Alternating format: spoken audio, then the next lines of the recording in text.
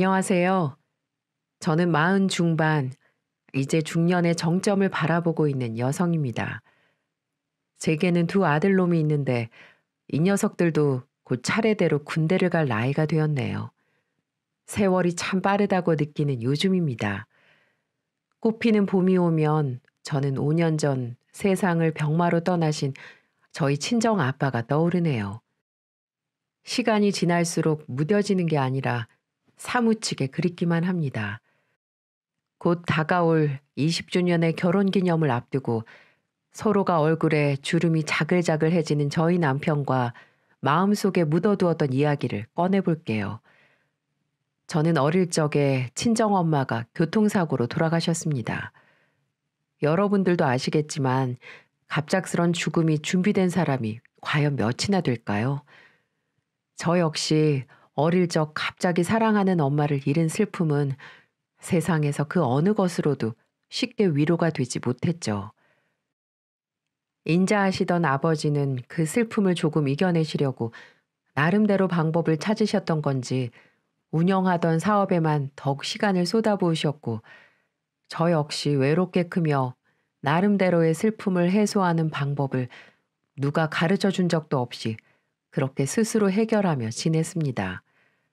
그러던 중 고등학생이 되던 해 아빠는 삶이 적적하셨는지 재혼을 하시게 되었어요. 재혼한 새어머니 밑으로는 남매들이 있었고 제게는 이복 형제가 생겨버렸죠. 위로는 오빠, 그리고 아래로는 여동생, 모르는 사람이 보면 다복하고 환경 좋은 가족으로 보이기 딱 좋았어요. 부유한 배경에 아들, 딸 골고루 있는 집은 여전히 남들에게는 이상적인 가정이나 마찬가지였고요. 프랜차이즈 유통회사를 운영하신 아버지는 제가 자라나는 사이 규모가 점점 커졌습니다. 아이 셋을 키우는데 모자람 없이 지원도 넉넉하게 해주실 정도로 돈도 많이 벌어오셨고요. 그런데 저는 고등학교를 다니면서 갑작스럽게 변한 가정 환경에 적응을 잘 하지 못했던 걸까요? 아무래도 친자식과 남의 자식은 결이 다른 건지 새어머니는 본인 자식들과 제게 대하는 모습이 조금 달랐어요. 그리고 함께 살아간 지 몇 달 지나면서 확연하게 그게 피부로 느껴지는 겁니다. 아빠는 회사 일이 바쁘셔서 거의 새벽에 나가 저녁에 들어오기 일쑤였지만 일부러 저녁 시간에 5명이 함께 모여 식사하는 일에는 빠지지 않으셨어요. 아무래도 가족을 다시 꾸리신 일에 대한 책임감이 막대하셨던 것 같네요. 그리고 이따금씩 아빠가 출장을 가시는 날에는 저는 말 못할 사정들이 하나둘 생겨나는 겁니다. 새엄마가 본인 자식들만 챙겨서 친정을 다녀오신다던가 혹은 외식을 하고 오시는 일도 많았고 그리고 남매들의 손에는 비싼 백화점 명품 쇼핑백이 가득 들려있기도 했고요. 뭐 의도한 건 아니겠지만 제 것은 단 한 번도 사들고 오신 적이 없었습니다. 제게 함께 가겠냐고 제안하신 적도 없었고요. 날이 좋아 어디 나들이를 가더라도 저는 꼭 데리고 가지도 않더군요. 집에 식탁 위에 김밥 꽁다리만 수북이 쌓여 있는 걸 제 밥이라도 남겨놓으시고 남매들을 데리고 볕 좋은 날 자주 외출을 하는 겁니다. 지금 생각할수록 잊혀지지 않는 서러운 기억이네요. 어린 마음에 서운해도 티내지 않고 꾹꾹 속으로 삼키며 지냈던 날도 많았어요. 재혼하시고 제가 고등학교 2학년이 되었을 쯤이었나 봐요. 집안에 사건 사고가 끊이지 않았던 건 바로 그쯤이었습니다. 오빠는 처음 본 이미지와는 다르게 불량스러운 친구들과 쉽게 어울려 다녔고 여자를 밝혀서 그런지 일찍이 밖에서 자식을 본 적도 있어요. 그 일로 아빠는 이복 오빠에게 크게 실망하셨지만 처음부터 호되게 나무라지는 않으셨어요. 처음부터 친 사고가 수위가 좀 높긴 했지만 아무래도 본지 얼마 안 된 시다른 자식들이 어색한 건 마찬가지였겠죠. 그마저도 아빠는 일찍이 아이를 본 이복 오빠를 위해 두 사람이 살 집도 마련해줬어요. 하지만 잘 사는 것 같더니 얼마 가지 않아 다시 찢어지는 바람에 아이는 여자 쪽에서 데려가고 또 이복 오빠는 혼자 되는 일이 생겨버렸습니다. 막 20살이 된 남자애가 양육비를 제대로 대줄 수가 있나요? 그래서 아빠가 그 아이의 양육비까지 어느 정도 해결해주는 방안까지 마련하는 바람에 새엄마는 점점 아빠에게 갸냘프고 연약하고 무조건 보호받아야 하는 그런 여자의 모습으로 살아가야만 했던 것 같아요. 그걸 시작으로 더욱 엇나가기 시작하는 이복 오빠를 막을 수 있는 사람은 없었고, 새엄마는 아빠 눈치를 보며 급급하게 숨기기 바쁜 날만 늘어갔습니다. 새엄마는 오빠가 사고를 칠 때마다 혹여나 제가 아빠에게 이르지 않을까 입단속을 시키시는 일도 있었고요.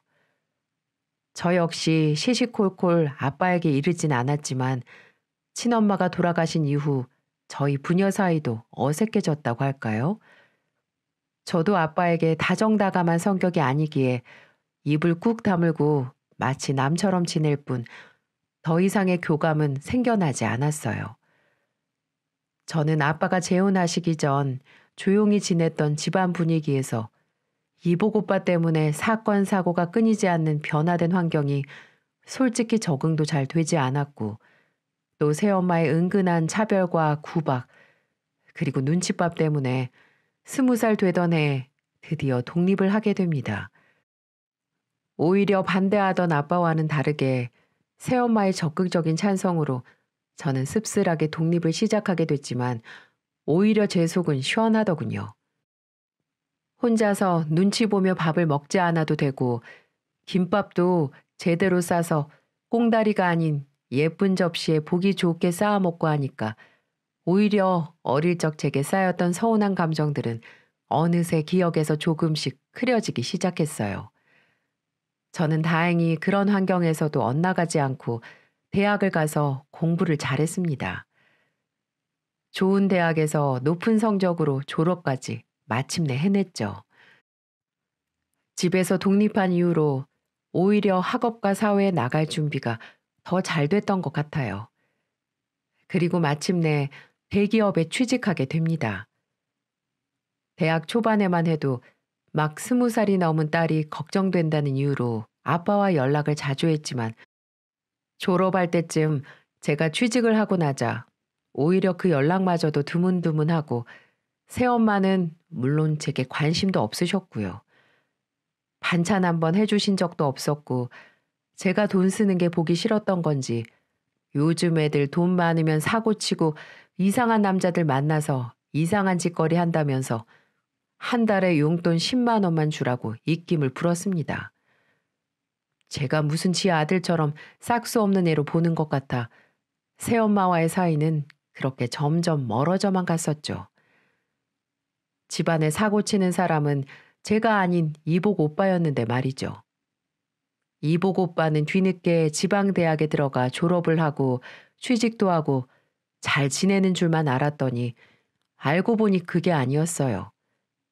지방에 내려가서도 대학 생활에 열중하지 않고 도박에 손을 댔는지 한 번 사고를 쳤다 하면 몇천만 원 단위의 빚을 떠안고 들어오는 겁니다. 아빠가 제일 혐오하는 스타일이 도박, 여자, 술로 사고치는 사람들이었어요. 새엄마도 이복 오빠가 쳐대는 사고가 이제는 감당하기 버거웠는지 알아서 해결하라는 지경까지 가게 되었습니다. 하지만 품 안의 자식이라고 지 아들이 정신 못 차리고 사람들한테 사기를 쳐 또다시 감방에 들어갈 위기가 처해지자 아빠한테 한 번만 살려달라고 무릎을 꿇고 비는 거 있죠. 아빠는 마지못해서 이복 오빠를 도와주긴 했지만 항상 그럴 때마다 말씀을 어떻게 하셨냐면 이번이 마지막이야. 집안에 거머리도 아니고 누굴 닮았는지 왜 내 돈을 벌레처럼 자근자근 가져가려고 해? 한 번만 더 사고 치거나 이런 일로 집안 꼬락선이 어지럽히면 당신하고 네 아들 당장 쫓아낼 줄 알아. 알았어? 이렇게 말씀하셨어요. 하지만 이것도 말뿐이었습니다. 사업하실 때는 강단 있고 뚝심 있는 스타일이셨는데 가족 문제만큼은 마음이 쫌생이처럼 변해서 우유부단 그 자체였어요. 말만 그렇게 하실 뿐 또 사고를 치거나 새엄마가 자기 친정에 돈이 필요하다고 하면 한숨을 내쉬면서도 도와줄 건 다 주셨거든요. 이 모든 건 새엄마 그년의 이빨린 혀놀림 때문이었습니다. 도대체 과거에 어디 출신인지 몰라도 사람을 주무르는 건 대한민국 제일이었거든요. 어린 제가 봐도 거짓말이고 어떻게 한번 돈 뜯어내려는 수작으로 보였지만 아빠는 알면서도 넘어가는지 100만 원, 500만 원, 1000만 원을 그렇게 내놓을 때가 많았죠. 아무튼 저는 이복 오빠와 새엄마에게 배울 점이라곤 눈꼽만큼도 없었어요. 그러니 점점 나이가 먹을수록 가족에 대한 정은 단 1%라도 없다고 보시면 될 것 같네요. 저는 제 나름대로 대학도 졸업하고 좋은 회사에 들어가 번듯하게 자리도 잡았고 남자친구도 생겼습니다. 결혼도 약속한 사람이기에 유일한 핏줄인 아빠에게 소개시켜 주기로 했죠. 어느 날 지금의 신랑을 저희 집에 인사시키러 갔던 첫날 눈에서 딱히 반가워하지 않았던 기색이 역력했던 게 기억납니다. 반가워해 주시길 바란 건 아니었지만 그래도 집안에 맞이할 새로운 식구에게 따뜻한 밥 한 끼는 대접해 주는 게 그렇게 어려운 일인가요? 그날도 여전히 새엄마는 가식적인 모습으로 고상하게 인사만 받으실 뿐 딱히 제 신랑에게 따뜻한 말 한마디나 처갓집 음식 따위는 대접해 주신 적이 없으세요.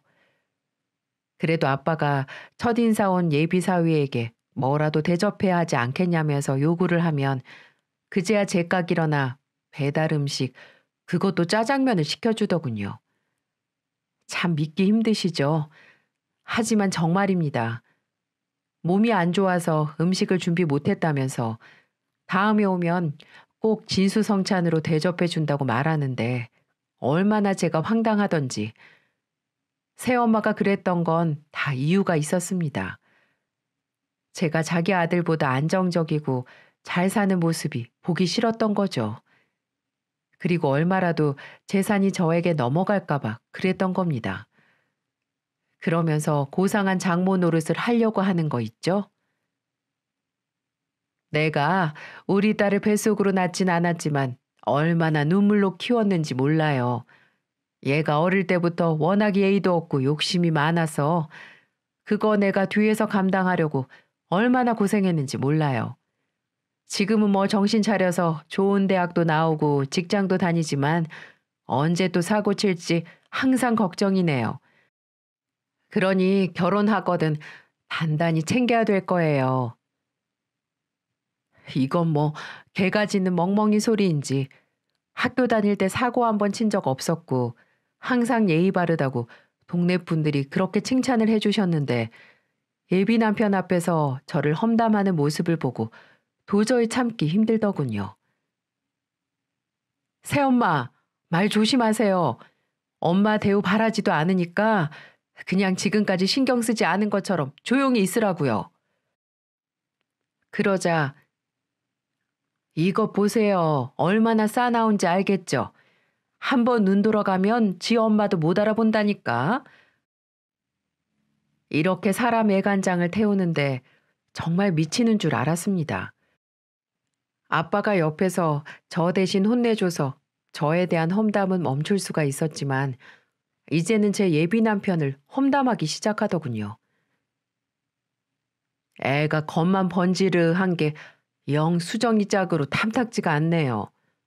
뭐가 어때서 괜찮기만 한데 애가 대학교도 좋은 데 나오고 부모님도 번듯하게 자주성가하시고 보기 좋던데. 아니 남자가 대기업 다니는 게 뭐 대단한 것도 아니고 그렇지 않아요? 겉만 번지르르한 애들 대학 때 여자랑 동거라도 했을지 어떻게 알아요? 앉자마자 자기 명함부터 내미는 게 저는 별로예요.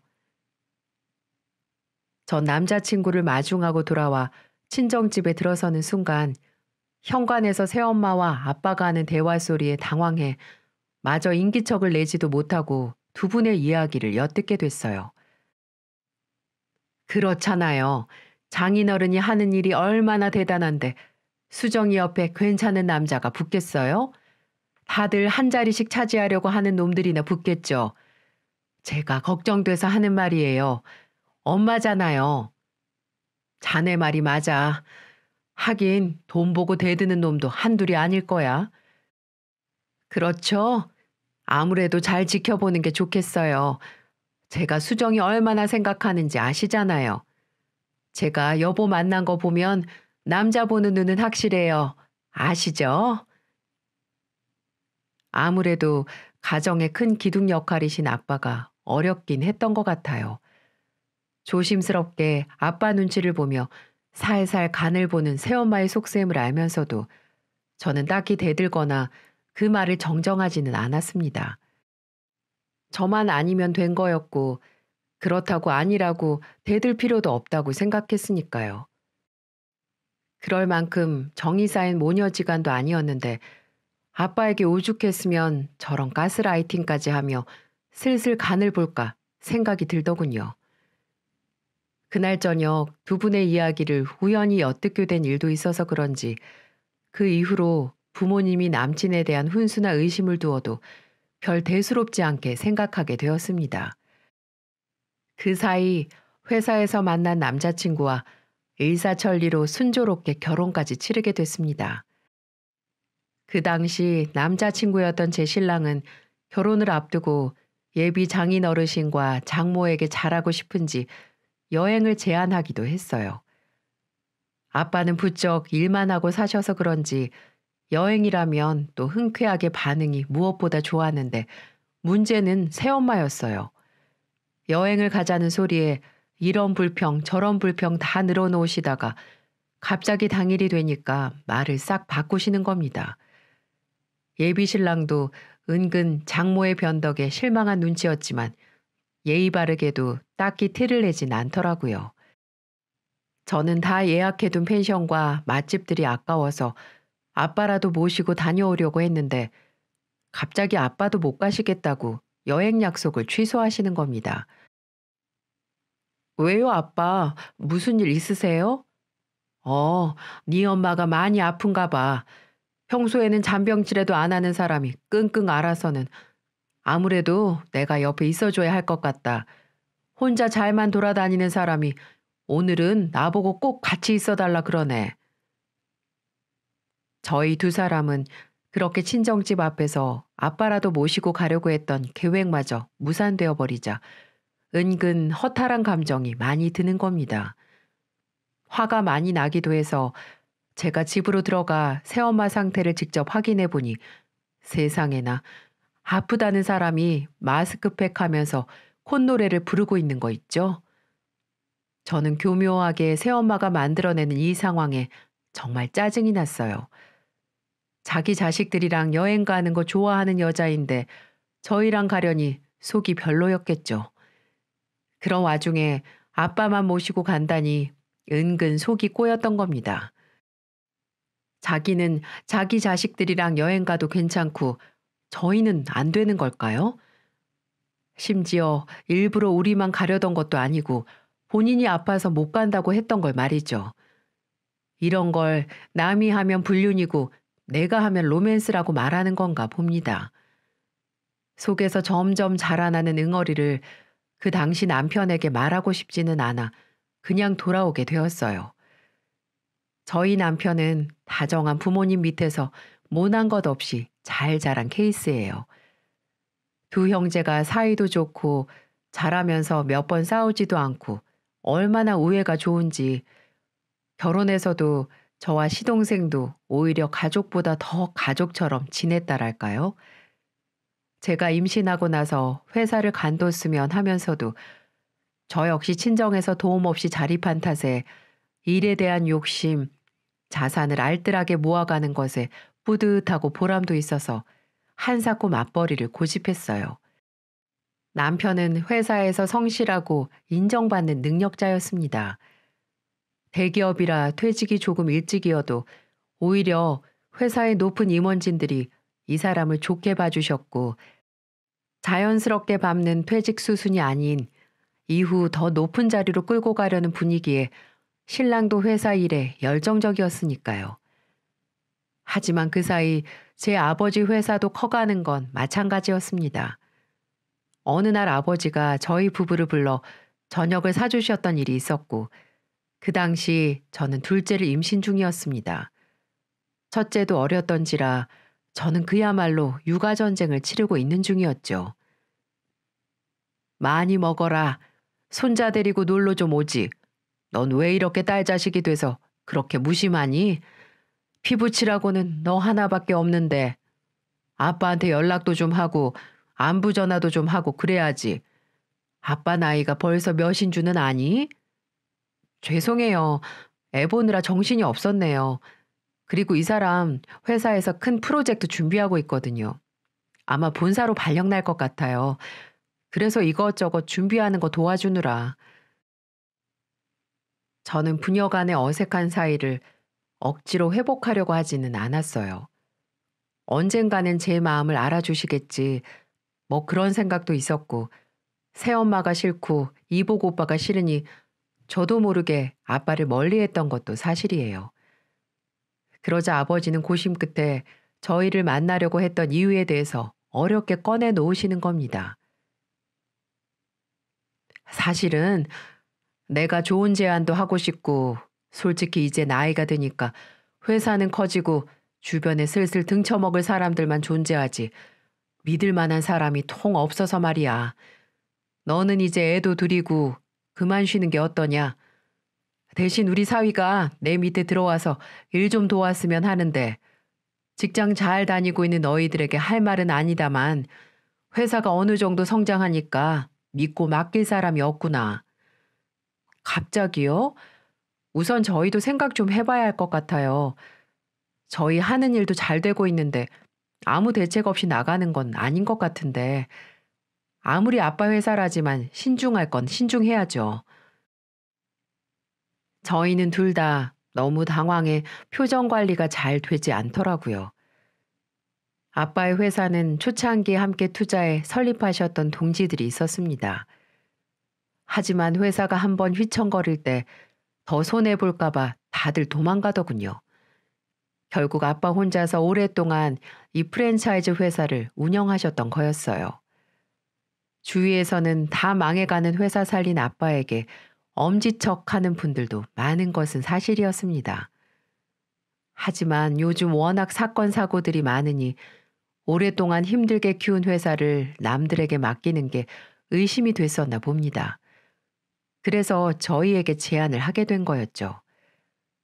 저희는 그날 밤 집에 와서 둘 다 밤새 한숨도 자지 못했어요.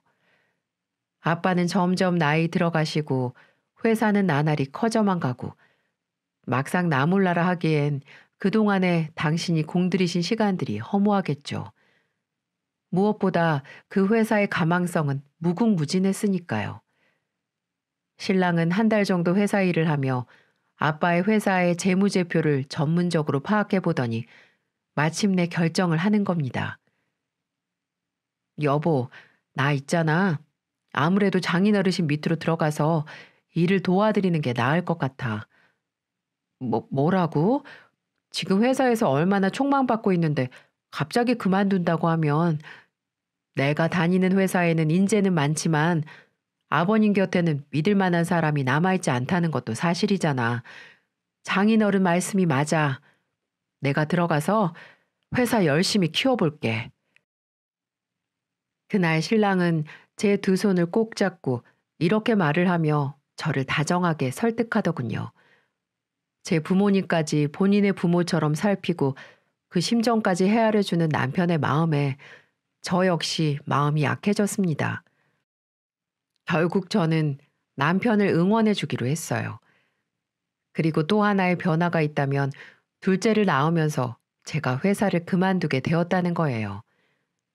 아무래도 혼자서 애 둘을 키우고 회사를 다니기에는 만만치가 않았기 때문이었죠. 어릴 적 부모의 사랑을 못 받았던 저는 제가 못 받은 사랑을 우리 아이들에게만큼은 물려주고 싶지 않아 육아에만 전념하기로 했습니다. 남편은 그때부터 아버지 회사를 다니며 대기업에서 일할 때보다 더 열심히, 더 목숨 바쳐 일을 하더군요. 그 모습을 보며 얼마나 고맙고 듬직하던지. 옆에서 보던 저도 이런 생각을 하는데 같이 회사에서 일하는 아빠의 심정은 어땠을까요? 아마 저보다 더 뿌듯했을 것 같네요. 그리고 저희는 그 인고의 시간을 버티고 또 버텨서 10년이라는 세월을 보냈습니다. 그 이후 아빠 회사가 어떻게 됐냐고요? 남편이 처음 회사를 들어갔을 때보다 10배가 넘는 성장을 한 기적을 이뤄냈습니다. 직원들도 많이 늘었고 전국의 체인점도 많이 늘어나게 됐죠. 하지만 결과가 좋은 일이 생기면 분명 악재는 따르기 마련인가 봐요. 저희에게도 불행이 찾아오게 됐습니다. 아버지는 제 남편이 회사에 들어가 딱 10년 동안 일을 한 기점을 두고 간암 판정을 받게 됐어요. 평소 술을 좋아하시고 당신 몸을 신경 쓰지 않으시더니 결국 병이 나게 된 거였죠. 이곳저곳 전이가 되긴 했지만 가망성이 낮진 않다며 의사는 기적을 보자고 저희를 설득했고 아빠는 본격적으로 항암 치료에 들어갔습니다. 간암 판정을 받았다 하더라도 종종 회사에 나오시는 아버지의 모습에 저희 신랑이 어느 날 의문을 갖더군요. 여보, 이상하게 아버님 건강이 좀 더 빨리 악화되고 있는 것 같아. 왜? 아빠 또 회사에 나오셨어? 좀 쉬라니까. 아휴, 하여튼 말도 안 들으시고. 약은 잘 챙겨 드신다고 하는데 영 식사를 잘 못 챙겨 드시는 것 같은데 주말에 아버님 댁에 좀 찾아뵙자. 신랑의 눈썰미로 찾아뵌 주말에 저희는 충격적인 장면을 보고야 말았습니다. 아빠 혼자 주방 한편에서 라면을 끓여 드시고 계시는 거예요. 저희 부부는 너무 놀라 그 자리에서 양손 가득 보양식을 사간 걸 그대로 들고 얼음장처럼 굳어버렸습니다. 엄마는요? 제가 너무 화가 나서 격앙된 목소리로 묻자 아버지는 마침내 털어놓을 수밖에 없는 이야기를 꺼내시는 겁니다. 안 그래도 너희들 찾아가서 할 이야기가 있었는데 마침 잘 됐다. 앉아라. 라면마저도 입맛을 잃으셨다며 싱크대에 그대로 부어버리시고는 저희를 앉혀놓고 서론이 길지 않게 본론부터 말을 꺼내시더군요. 네 장모가 말이다. 나를 간병하기가 싫은지 어째 요즘 집에 앉아있질 않는다. 그게 무슨 소리세요? 아버님 지금 얼마나 위독한 상황인데요. 의사가 희망이 있다고 말한 게 정말 희망이 있어서가 아니잖아요. 저런 거 드시면 큰일 난다고요. 아버지는 한숨을 깊게 내쉬더니 이어 말하시는 내용에 저희는 두 귀를 의심해야 했습니다. 네 오빠를 글쎄 상무자리 앉혀달라고 하더구나. 네? 뭐라고요? 크네. 여태껏 변변치 않게 뭐 하나 이룬 것도 없고 수정이 너랑 배다른 자식 차별하는 거냐고 며칠 전부터 악을 쓰고 울고불고 살림을 다 때려 부수고 난리도 아니었다. 그 상무자리 앉혀주지 않으면 간병도 안 하고 나한테 간병인 붙여서 살라고 하더구나. 저는 그 말을 듣고 놀라움을 금할 수 없었습니다. 오히려 차별한 건 새엄마였으면서 그딴 소리를 했다는 소리를 듣고 역시 남은 남이라는 생각이 들 수밖에 없었어요. 저는 너무 억울해서 아빠에게 소리를 지르게 되었죠. 아빠, 이 사람 능력 보고 데려가신 거잖아요. 차별이라뇨. 제 남편이 이 회사 키우려고 밤낮 없이 전국을 뛰며 일했어요. 누구보다 아빠가 더 잘하실 거 아니에요. 근데 이제 와서 그 망나니 같은 놈, 이 회사 이바지한 게 하나도 없는 놈한테 상무자리 앉혀달라고요? 그럼 우리 남편보다 직위가 더 높은 거밖에 안 되잖아요. 아빠는 제 물음에 말없이 고개만 숙이셨습니다. 아빠는 이미 마음의 결정을 내린 듯 보였어요. 아빠는 제가 생각했던 것보다 새엄마와 이복 오빠를 끔찍이 생각했을까요? 아니면 몇십 년을 살았던 사람들이 떠날 수 있다고 생각하니 외로우셨을까요? 그 순간 남편은 한숨만 푹푹 쉬어대다가 결국 그 자리에서 아빠에게 힘을 실어주더군요. 정말 바보 같았습니다. 그렇게 하세요, 장인어르신. 뭐? 그래도 되겠나? 별 수 있겠습니까? 이미 장인어른 마음 먹으신 것 같은데 자식들이 이래라 저래라 하는 건 아니죠. 그리고 저는 장인어른이 혼자서 이렇게 라면 먹고 외롭게 지내는 걸 원하지 않습니다. 어머니 방법이 잘못되긴 했지만 아마 어머님 입장에서도 아버님이 당신 아들은 신경도 안 쓰고 사위만 챙기려고 하니까 불안하실 만하죠. 저는 괜찮으니 아버님 뜻대로 하십시오. 이러는 겁니다. 착해도 이렇게 착해 빠질 수 있을까요? 남편이 그렇게 말을 하자 아빠는 사위의 손을 잡아주며 연신 고맙다고 말씀을 하시더군요. 이 은혜는 꼭 잊지 않겠다면서 말이죠. 전 그 순간 아빠의 얼굴에 정말 인간의 본성을 보았던 것 같아요. 평생 부려먹던 사위는 온데간데 없고 자신의 목숨을 두고 이러는 모습은 정말이지 실망 그 이상이었습니다. 저희는 그날 집으로 돌아와 10년 전 그랬던 것처럼 밤새 잠을 못 이뤘던 밤을 지샜네요. 그리고 얼마 가지 않아 나타난 새엄마는 그 조건을 들어준다는 이유로 아빠 병간호를 잘 하시겠다는 각서까지 쓰셨고 개망나니 같은 제 이복 오빠는 남편이 다 차려놓은 밥상에 수저만 올려놓는 꼴이 돼버렸습니다. 그 이후로 아버지는 새엄마에게 극진한 병간호를 잘 받으셨어요. 남편이 회사에서 가끔 마주쳐도 안색이 좋아지시는 게 보일 만큼 건강한 게 보인다며 좋아하는 겁니다. 저는 그 말을 들으면 안도의 한숨을 쉬면서 그래도 새엄마가 정신을 뒤늦게 차렸나 보다라고 생각을 했었죠. 하지만 그건 저만의 착각이었다는 사실을 오래가지 못하고 알게 됐어요. 이복 오빠가 사장 자리에 올라간 딱 1년 지난 시점에 아빠는 시한부 판정받고야 말았습니다. 시한부 판정을 받고 오래가지 않아 수척해지는 속도가 굉장히 빨라지셨고 하루하루 말라가는 모습이 제 마음을 아프게 했습니다.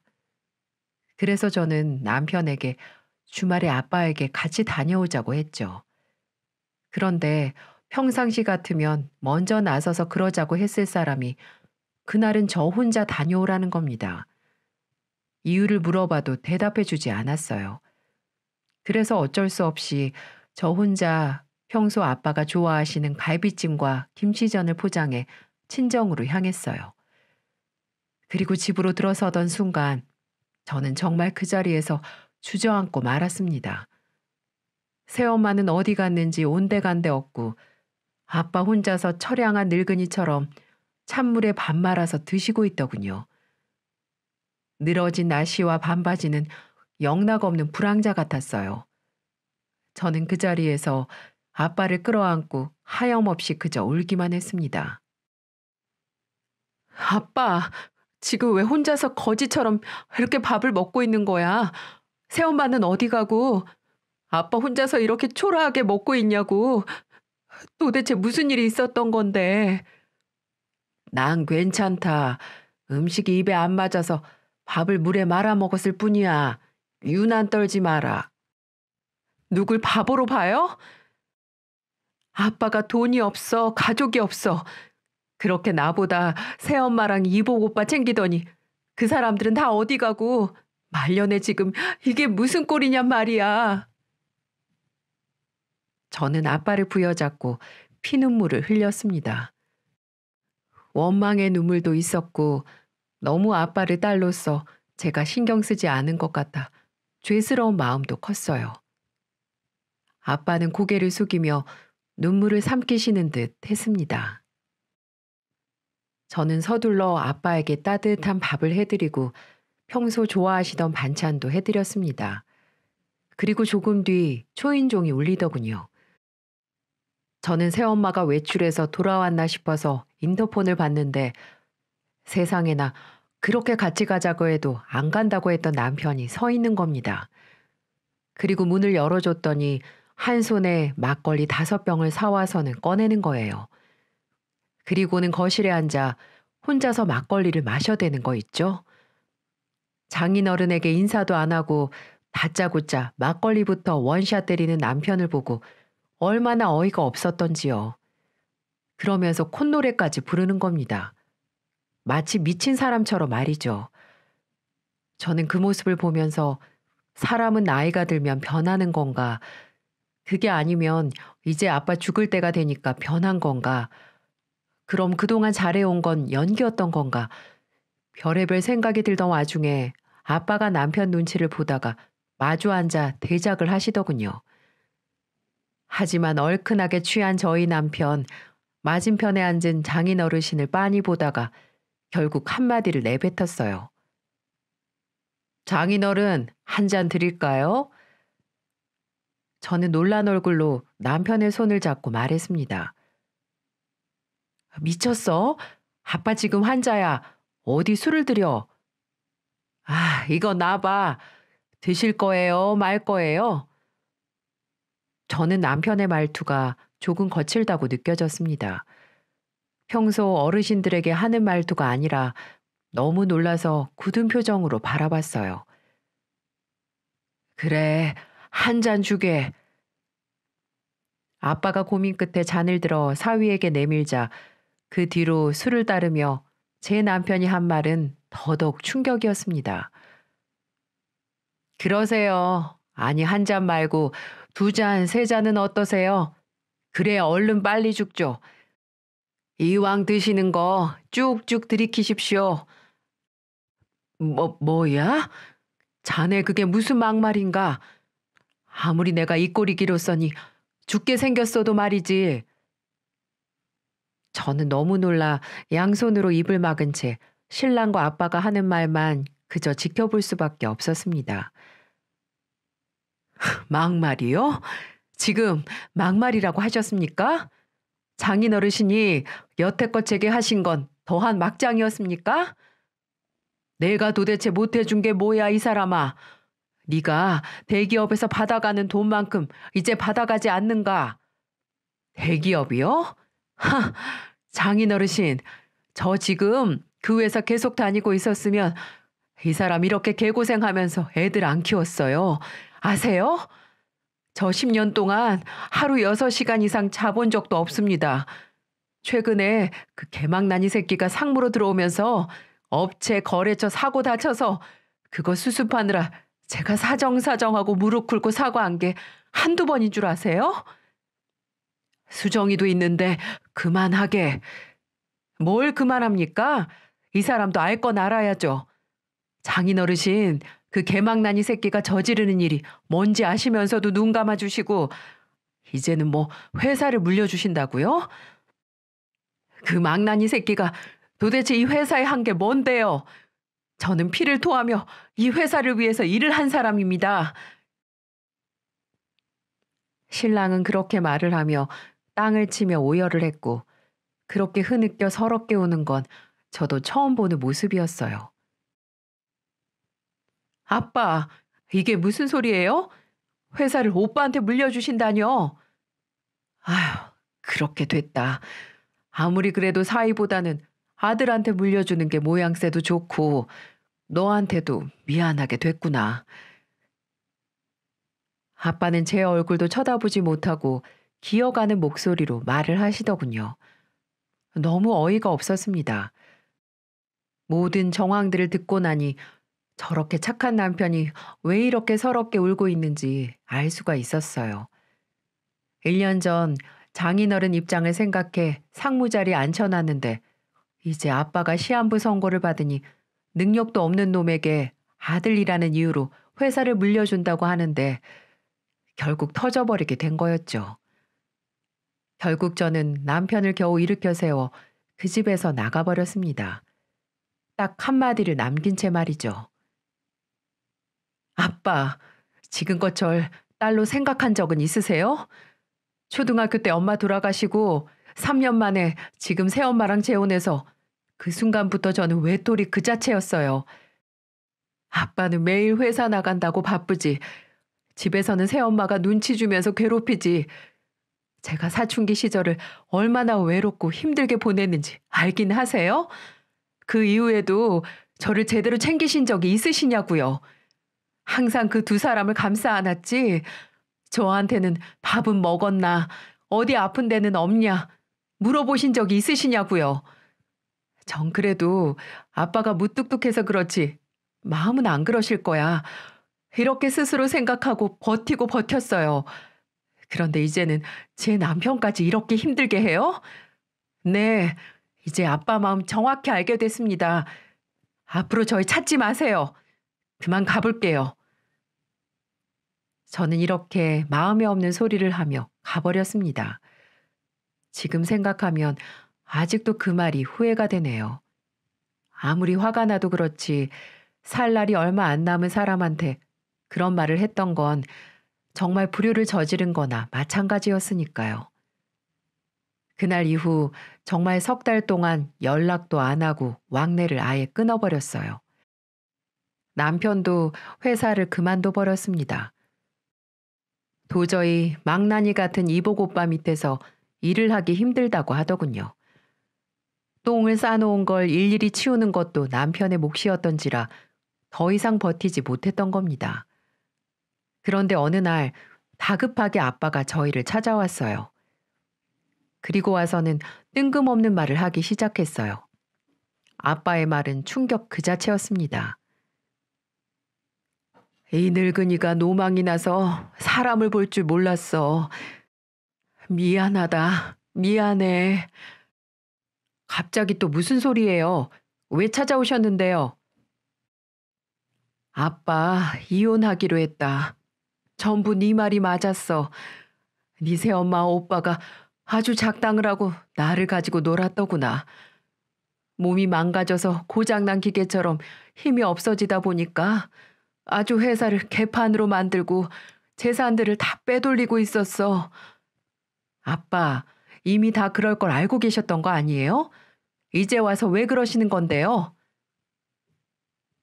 아빠는 그렇게 한참을 천장을 바라보시더니 그동안에 있었던 일을 꺼내놓으셨습니다. 오빠를 회사 대표로 물려준 이후 새엄마와 아빠는 회사를 막장으로 운영해 나갔다고 하더군요. 그리고 아빠 병세가 점점 안 좋아질 무렵 말도 안 된 행동들을 하기 시작했다고 했습니다. 가장 결정적인 건 아빠는 명함만 대표라는 타이틀을 줬지 실질적인 회사 재무라든지 회사 자산들은 맡기지 않았다고 했어요. 오랫동안 일하며 믿었던 직원들에게 잘 감시하라고 했다고 하더군요. 알고 보니 아빠는 회사에서 물러나면서도 지분을 오빠에게 넘기지 않았고 오빠가 회사를 운영하는 모습을 보며 지분을 넘길지 말 건지 결정하기로 했다고 했습니다. 그렇기 때문에 회사의 실질적인 주인은 아빠나 다름없었던 거였죠.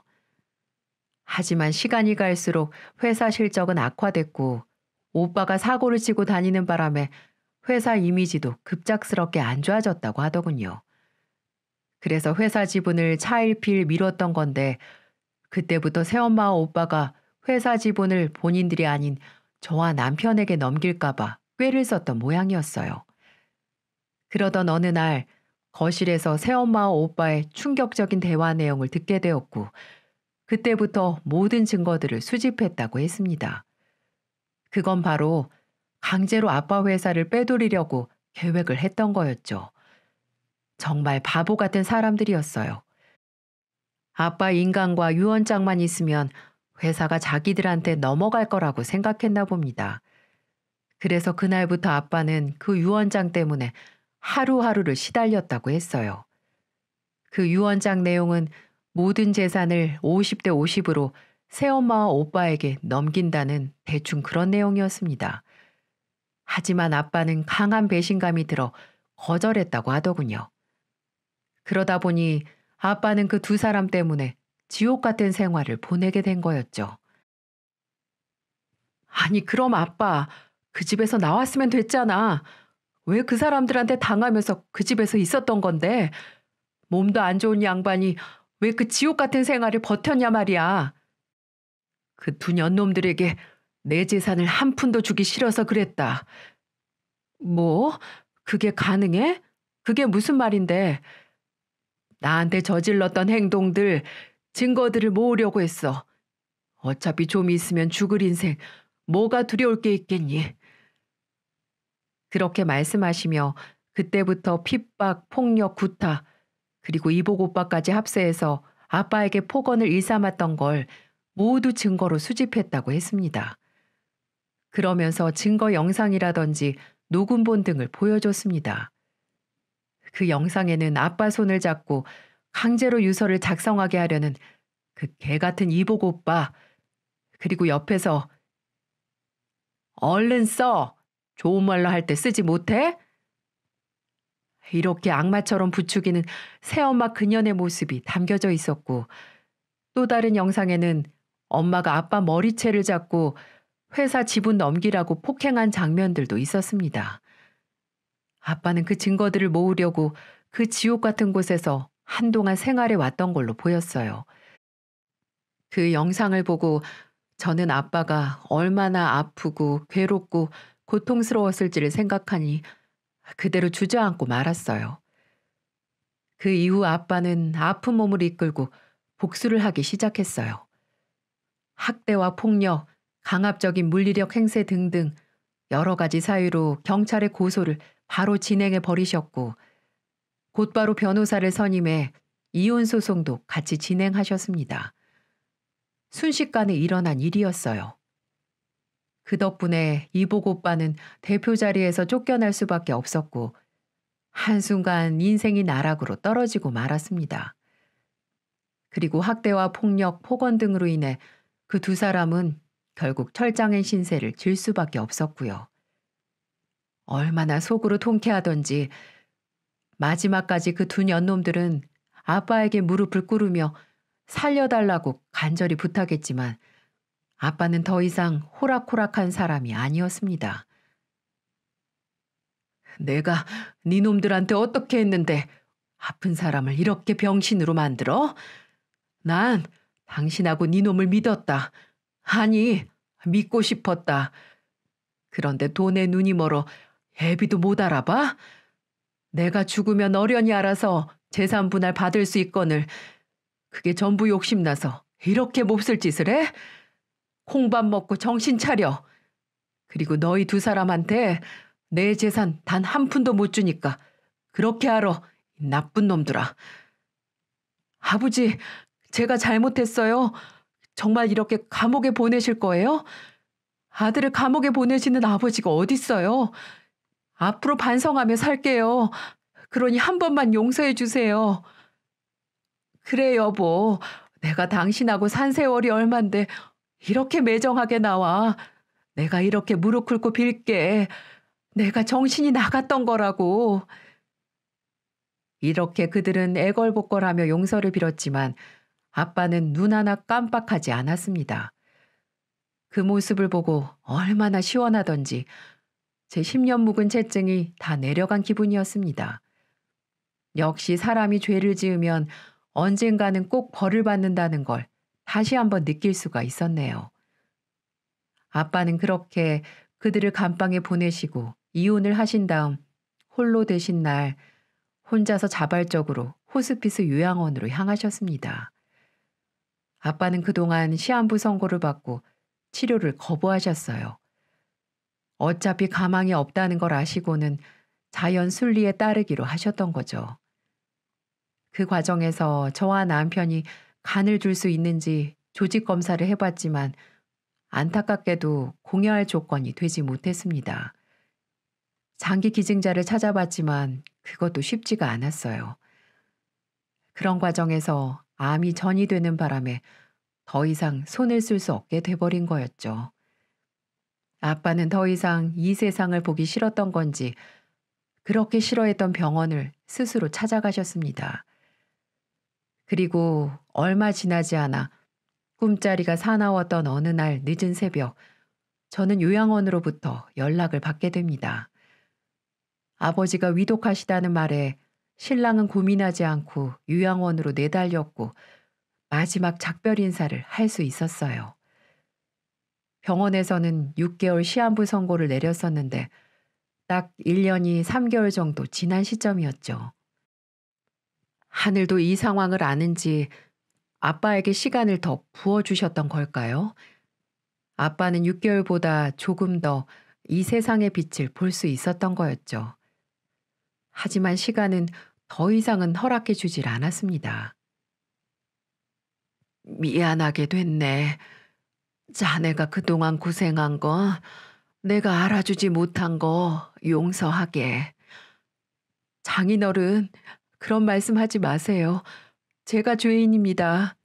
저만이라도 장인어른 가슴에 상처 주면 안 됐었는데 결국 상처를 주고 말았습니다. 저도 나쁜 놈이에요. 그러니 미안하다는 말, 고생했다는 말 하지 마세요. 전 그 소리 들을 자격도 안 된 놈입니다. 아닐세. 이렇게 죽어가면서 생각해보니 이 세상에서 가장 내가 믿었던 건 우리 사위였던 것 같아. 내가 그 마음도 몰라주고 내 아들만 챙기려고 했으니 이렇게 내가 벌을 받게 된 거지. 후회하고 또 후회한다네. 부디 내가 죽거든 자네가 회사 잘 운영해서 더 큰 꿈을 펼쳐보기 바라네. 그리고 내 유산하고 회사 지분 다 자네와 딸 앞으로 돌아갈 걸세. 그건 이미 내가 이곳에 들어오기 전 변호사를 통해 유언장도 작성하고 다 처리했어. 내 마지막 부탁이라 생각하고 받아주게나. 그리고 내 사랑하는 우리 딸, 아빠가 미안하구나. 내가 그동안 너무 무심하고 미웠었지. 마음은 항상 우리 딸을 사랑하고 있는데 왜 지금껏 그렇게 표현을 못했던 건지. 이 세상에서 내 핏줄만큼 사랑하는 사람이 또 어디 있겠나. 그러니 수정아, 아빠가 그동안 못해줘서 미안하고 마지막으로 꼭 이 말을 해주고 싶구나. 수정아, 사랑한다. 아빠. 아빠의 그 말을 마지막으로 병원은 눈물바다가 되고 말았습니다. 숨을 가쁘게 쉬면서 고통스러워 하시더니 1시간도 못 가 눈을 감고 마셨어요. 저보다 더 슬퍼하는 사람은 바로 남편이었습니다. 아빠를 안아주며 얼마나 오열을 하는지 감정이 북받쳐서 자신이 침을 흘리고 울고 있는 것도 모른 채 오열을 하더군요. 그렇게 우리는 아빠를 하늘나라로 보내드릴 수밖에 없었습니다. 아빠의 유언대로 햇빛이 잘 드는 납골 땅에 모셨어요. 지금도 틈틈이 시간을 내 아빠를 찾아뵙고 있고 남편은 회사가 힘들거나 고민이 많을 때 홀로 아빠를 찾아가기도 하고요. 이후 남편은 똑똑한 기질을 발휘해 회사를 잘 운영해 나가고 있습니다. 그리고 이복 오빠가 회사에서 저지른 일에 대한 피해 보상까지 청구하기로 했고요. 법에 대한 지식도 제대로 없는 사람이 그에 따른 적절한 대응을 할 리도 없을 테지만 지근지근 밟아준다고 합니다. 결국 새엄마와 이복 오빠 놈은 교도소에 나와서도 남편에게 탈탈 털리게 될 겁니다. 아빠를 대신해 사회 나와서도 발을 못 붙이게 만들 거라고 벼르고 또 벼르고 있습니다. 그들은 교도소에서 얼마 뒤면 출소하게 되는데 우리에게 재산 소송을 걸 거라고 하더군요. 네, 마음대로 하라고 했습니다. 그 대신 2배로 갚아줄 테니 딱 대기하라고 일러주었네요. 그들은 아빠가 돌아가셨어도 어디에 모셨는지 어떻게 돌아가셨는지 물어보지도 않고 아직도 돈부터 말하는 개쓰레기들입니다. 그래서 남편과 함께 최후의 복수를 준비 중이에요. 옛말에 사필귀정이라는 말처럼 남의 것을 탐내다 보면 가진 것마저 잃게 된다는 걸 뼈저리게 느끼게 해주려고 합니다. 제 사연은 여기까지입니다. 아마 제 사연을 들으시며 분노하고 화나고 열받는 분들이 많으실 텐데 아마 저와 같은 일을 겪어보신 분들이 의외로 많으신 것 같습니다. 뉴스만 잠깐 틀어도 정말 말도 안 되는 사건들이 판을 치는 세상이니까요. 이걸 보시는 시청자분들은 저와 같은 일 절대 겪지 마시길 바라고요. 앞으로 저는 저희 가족 잘 내조하며 열심히 살아가도록 하겠습니다. 혹시나 후기 남길 일이 있으면 다시 사연 보내도록 할게요. 제 긴 사연 들어주셔서 감사드리고 여러분의 가정에 행복이 있으시길 기원하겠습니다. 긴 사연 들어주셔서 감사합니다. 안녕하세요. 저는 한 사람의 굴곡진 인생을 옆에서 바라보며 사람이 이렇게까지 바닥을 칠 수도 있는 거구나를 뼈저리게 느낀 한 40대 초반의 남성입니다. 저는 다른 사람도 아닌 저희 엄마의 인생이 완전히 나락으로 떨어져 버린 밑바닥을 본 사람이에요.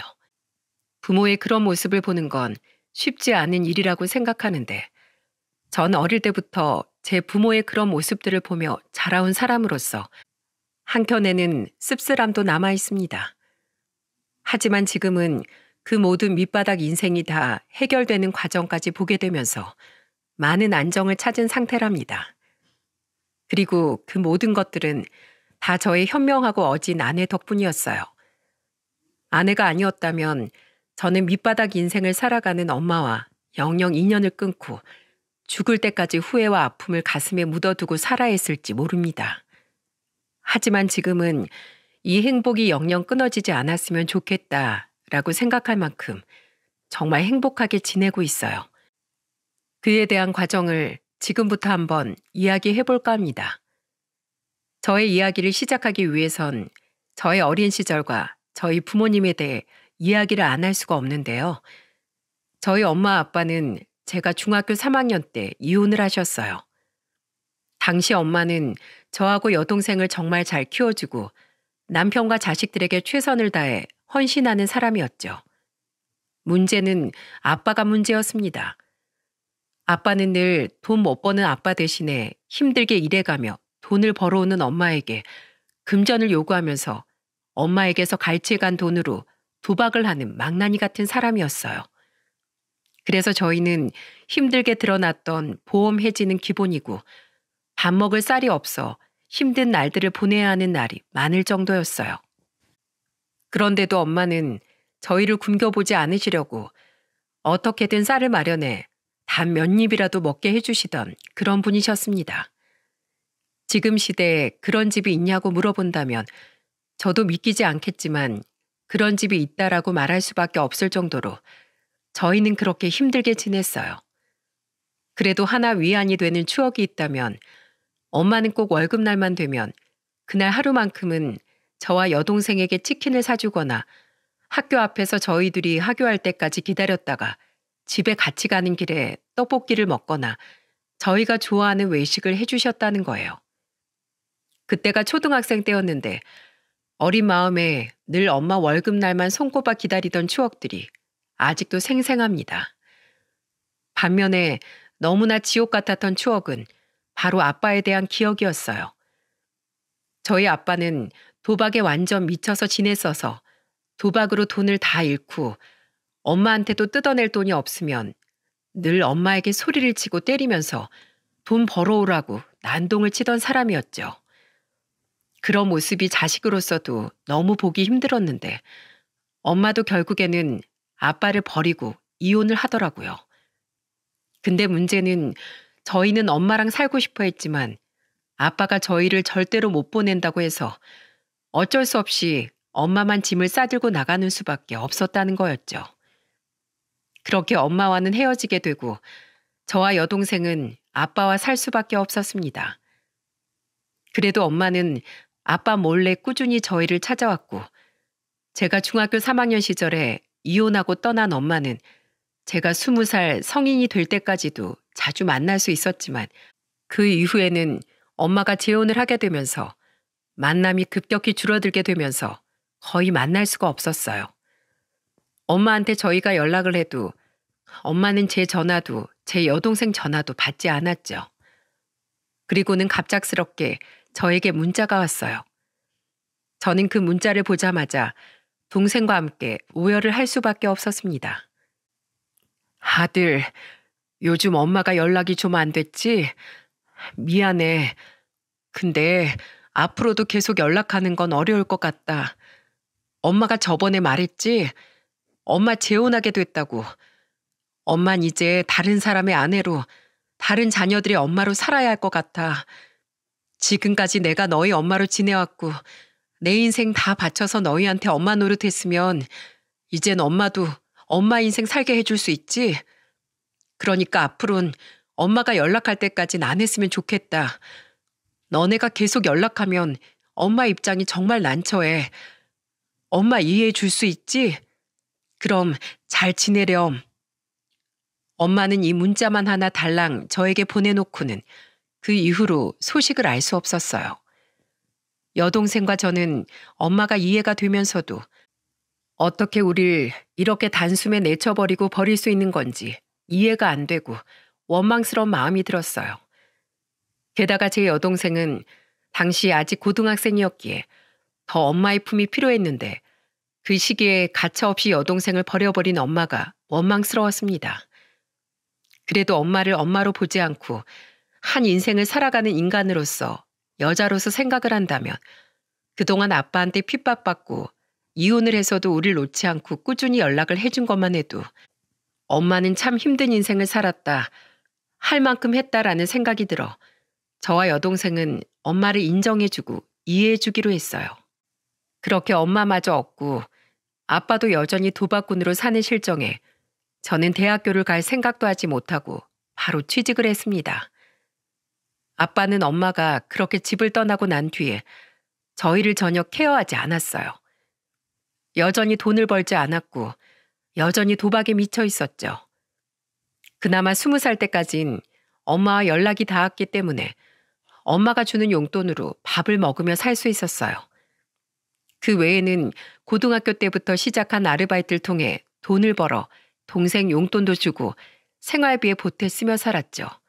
그게 20살 취업으로까지 이어지게 된 거예요. 처음엔 대학도 못 가고 취직을 해야 하는 제 신세가 너무 처량하고 싫었습니다. 하지만 거기에서 하나의 위안을 얻을 수 있었던 건 바로 저의 아내를 만나게 되었다는 거예요. 아내는 그곳에서 처음 만나게 되었습니다. 원래는 전라도에 사는 사람이었는데 취업을 하게 되면서 경기도로 혼자서 이사를 오게 된 케이스였죠. 아내도 고등학교를 졸업하고 바로 취업을 하게 된 사람이라 저희는 공감대도 많이 맞고 해서 더 친하게 지내면서 인연이 되었던 것 같습니다. 아내와는 연애를 무려 7년 동안 했고 아내는 제가 군대 다녀왔던 것까지 모두 다 기다려준 고마운 사람이었죠. 제 여동생과도 무척 잘 지내서 얼마나 더 고마웠는지 모릅니다. 특히나 제가 군대에 있을 땐 저보다도 더 제 동생을 잘 챙겨줬어요. 한 번은 둘이서 면회를 왔는데 동생이 신이 나서 저한테 얘기를 한 적이 있었어요. 오빠, 나 언니가 영어학원 등록해줬어. 내가 이제 취업 때문에 토익 준비해야 한다고 하니까 바로 학원 끊어주던 거 있지? 진짜 언니는 사랑이야. 오빠보다 나. 뭐? 아니 토익 학원이면 많이 비싸잖아. 왜 그랬어? 내가 모아둔 돈으로 다녀도 충분할 텐데. 그리고 얘도 지금 알바하고 있다며. 내가 그만두라고 했어. 알바하면서 공부하랴 취업 준비하랴. 얼마나 힘들겠어? 게다가 아직 대학교도 다 졸업 못했는데 그거 다 하면서 지내는 거 쉽지 않잖아. 오빠 고생하는 거 여동생한테도 그대로 시킬 거야? 그러지 말고 어차피 난 들어갈 데 없으니까 오빠는 군대에서 나라 열심히 시키고 또 정연이는 정연이대로 대학교 공부 잘 마치고 졸업 전에 취업 바로 될 수 있게 열심히 준비하고 난 오빠 대신에 정연이 뒷바라지 해주는 걸로 하자. 대신에 둘 다 아주 나한테 잘해라. 언니, 역시 언니 짱. 난 우리 오빠보다 언니가 훨씬 든든하고 좋다니까. 오빤 진짜 언니한테 잘해라. 알았냐? 야, 당연하지. 내 여자친구야. 내 여자친구 없었음 너도 그렇게 호강 못한다. 너나 내 여자친구한테 잘해. 난 아주 공주님 모시듯 할 거야. 선영아, 진짜 고마워. 내가 정말로 너한테 잘할게. 저희는 그렇게 서로 끈끈하게 지냈고, 당시 제 아내는 20대 중반도 안 되는 어린 나이에도 저와 제 여동생에게 큰 힘이 되어 주었어요.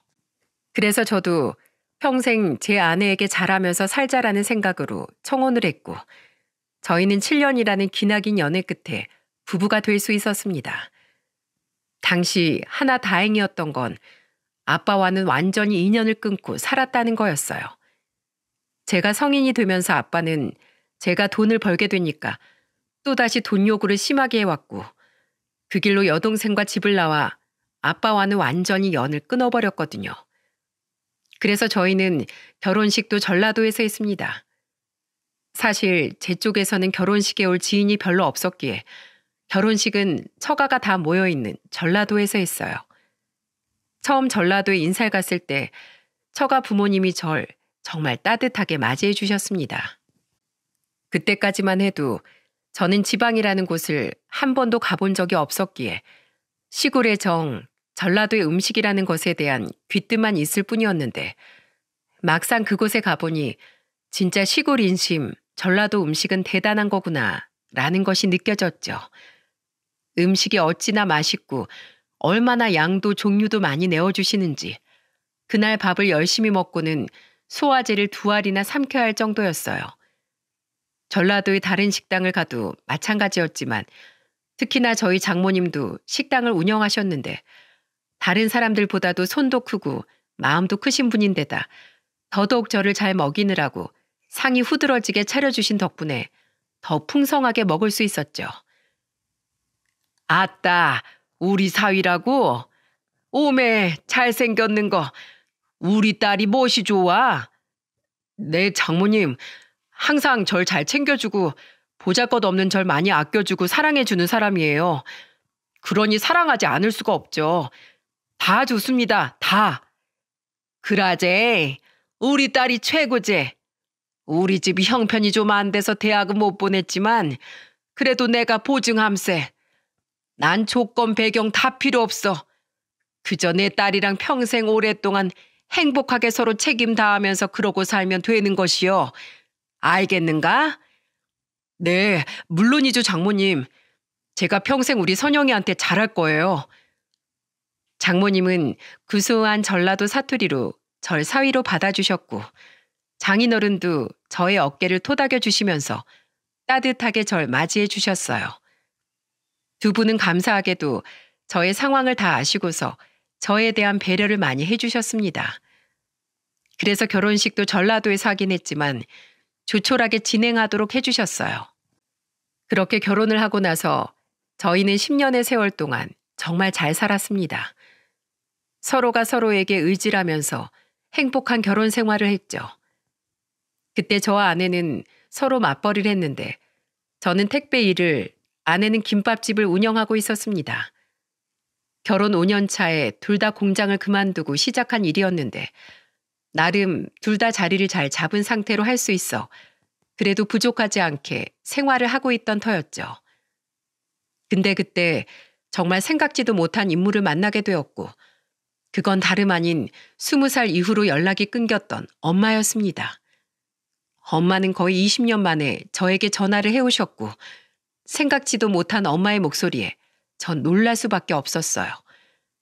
다행히도 저는 그동안 핸드폰을 바꾸면서도 번호는 바뀌지 않았는데 대신 저한테 있던 번호들이 몇 번 없어지면서 엄마 번호까지 없어졌었기에 저는 모르는 번호로 알고 받았다가 깜짝 놀라게 되었던 거였죠.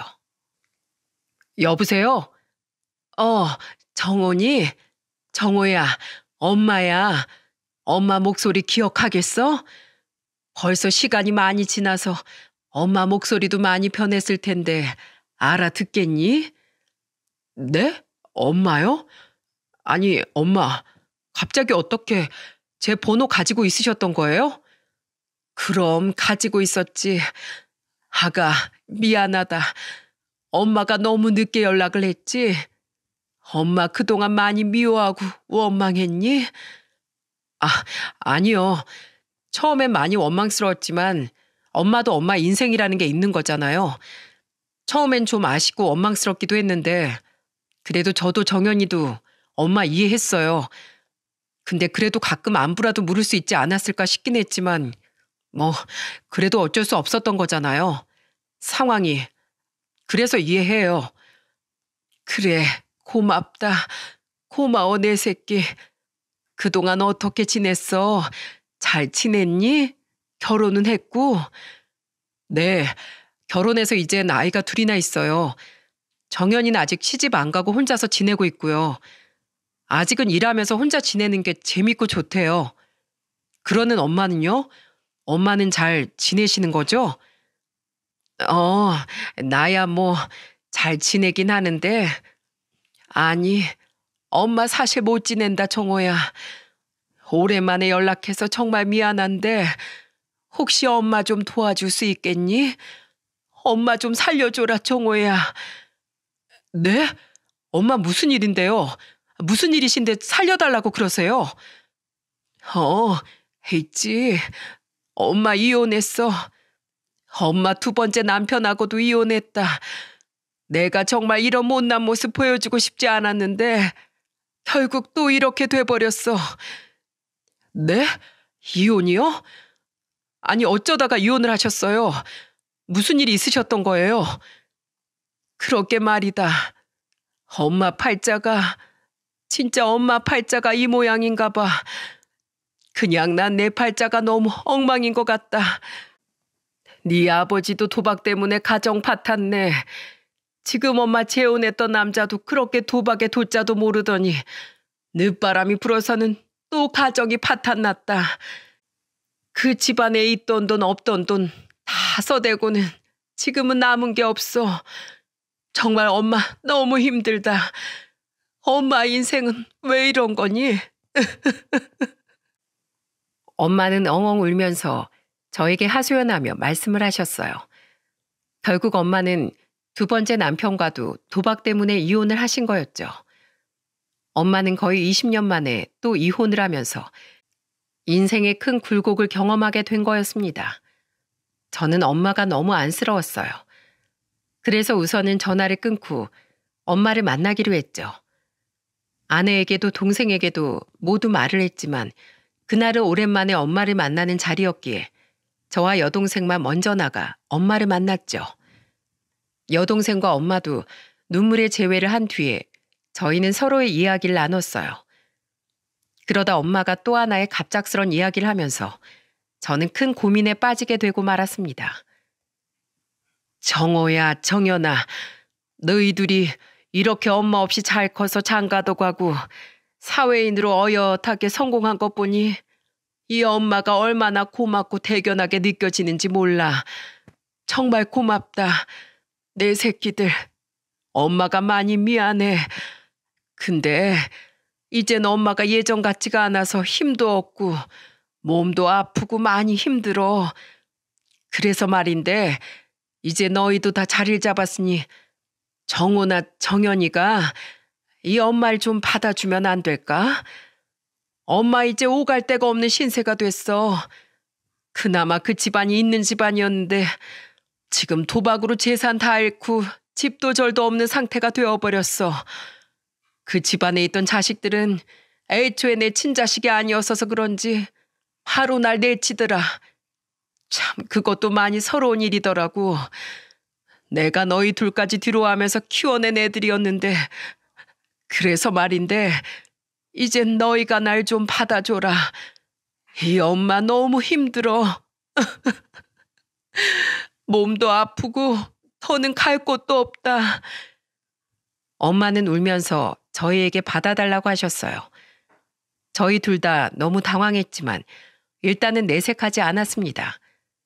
그리고 엄마에게 정중하게 조금만 더 시간을 달라고 말씀드렸죠. 둘 다 섣불리 결정할 수가 없었거든요.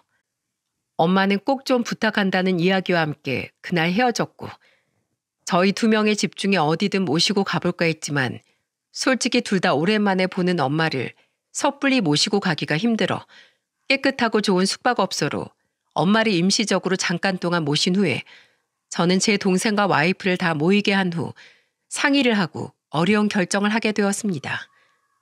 그건 바로 제가 엄마를 모시고 살기로 하는 거였죠. 정말 고맙게도 아내는 모든 상황들을 다 들은 이후에 고민도 하지 않고 이렇게 말을 해줬어요. 여보, 우리 어머님은 우리가 모시고 살자. 이건 당연히 우리가 모시고 살아야 하는 거잖아. 아가씨는 지금 재밌게 일하면서 돈 벌고 돈 모으는 재미로 살고 있는데 갑자기 어머님 모시고 살면 많이 힘들 거야. 우린 애들도 그래도 좀 컸고 당신이 장남이기도 하니까 우리 집에서 모시는 게 맞는 것 같아. 그러니까 당장 모시고 와. 어머님 그동안 많이 힘드셨겠다. 그런 일로 이혼하는 건 한 번으로도 힘든데 벌써 두 번째 겪으시는 거잖아. 얼마나 마음고생 많이 하셨겠어. 그리고 어머님 혼자 숙박업소에 들어가 계시게 하면 어떡해. 얼른 모시고 와. 아니다. 지금 나랑 같이 가자. 가서 얼른 어머님 모시고 오자. 아내가 이렇게 말해준 덕에 저는 정말 너무 고마웠어요. 그건 제 여동생도 마찬가지였죠. 그래서 그날부터 저희 부부와 엄마는 한 집에서 살게 되었습니다. 숙박업소에서 처음 만난 날, 제 와이프는 엄마의 손을 꼭 잡고 그곳을 빠져나왔어요. 저는 당시 그 손을 보며 마음이 따뜻해지는 걸 느꼈지만 실은 그 손은 잡지 말아야 할 손이었습니다. 그 손을 잡음과 동시에 저희 집은 완전히 뒤집혀지는 계기가 되고 말았거든요.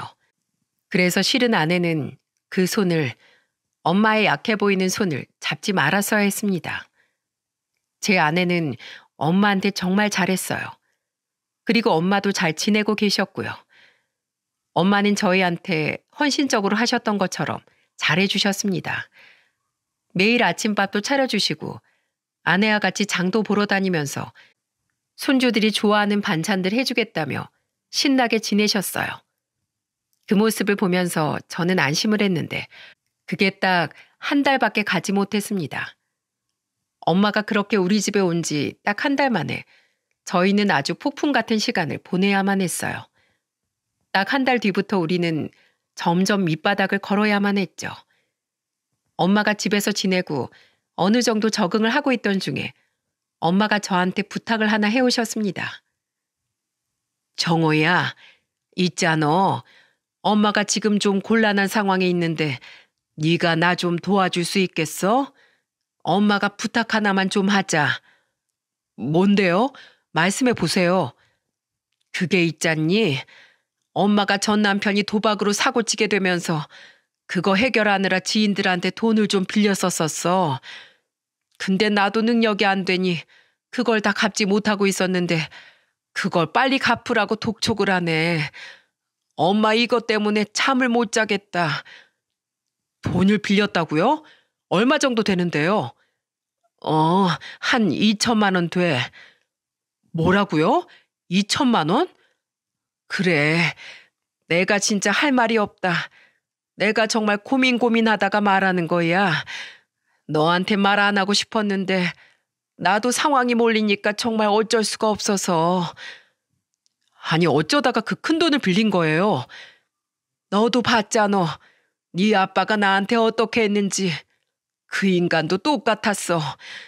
나한테 돈 가지고 오라고 온갖 협박을 다 하면서 날 힘들게 하는데 나도 정말 어쩔 도리가 없었다.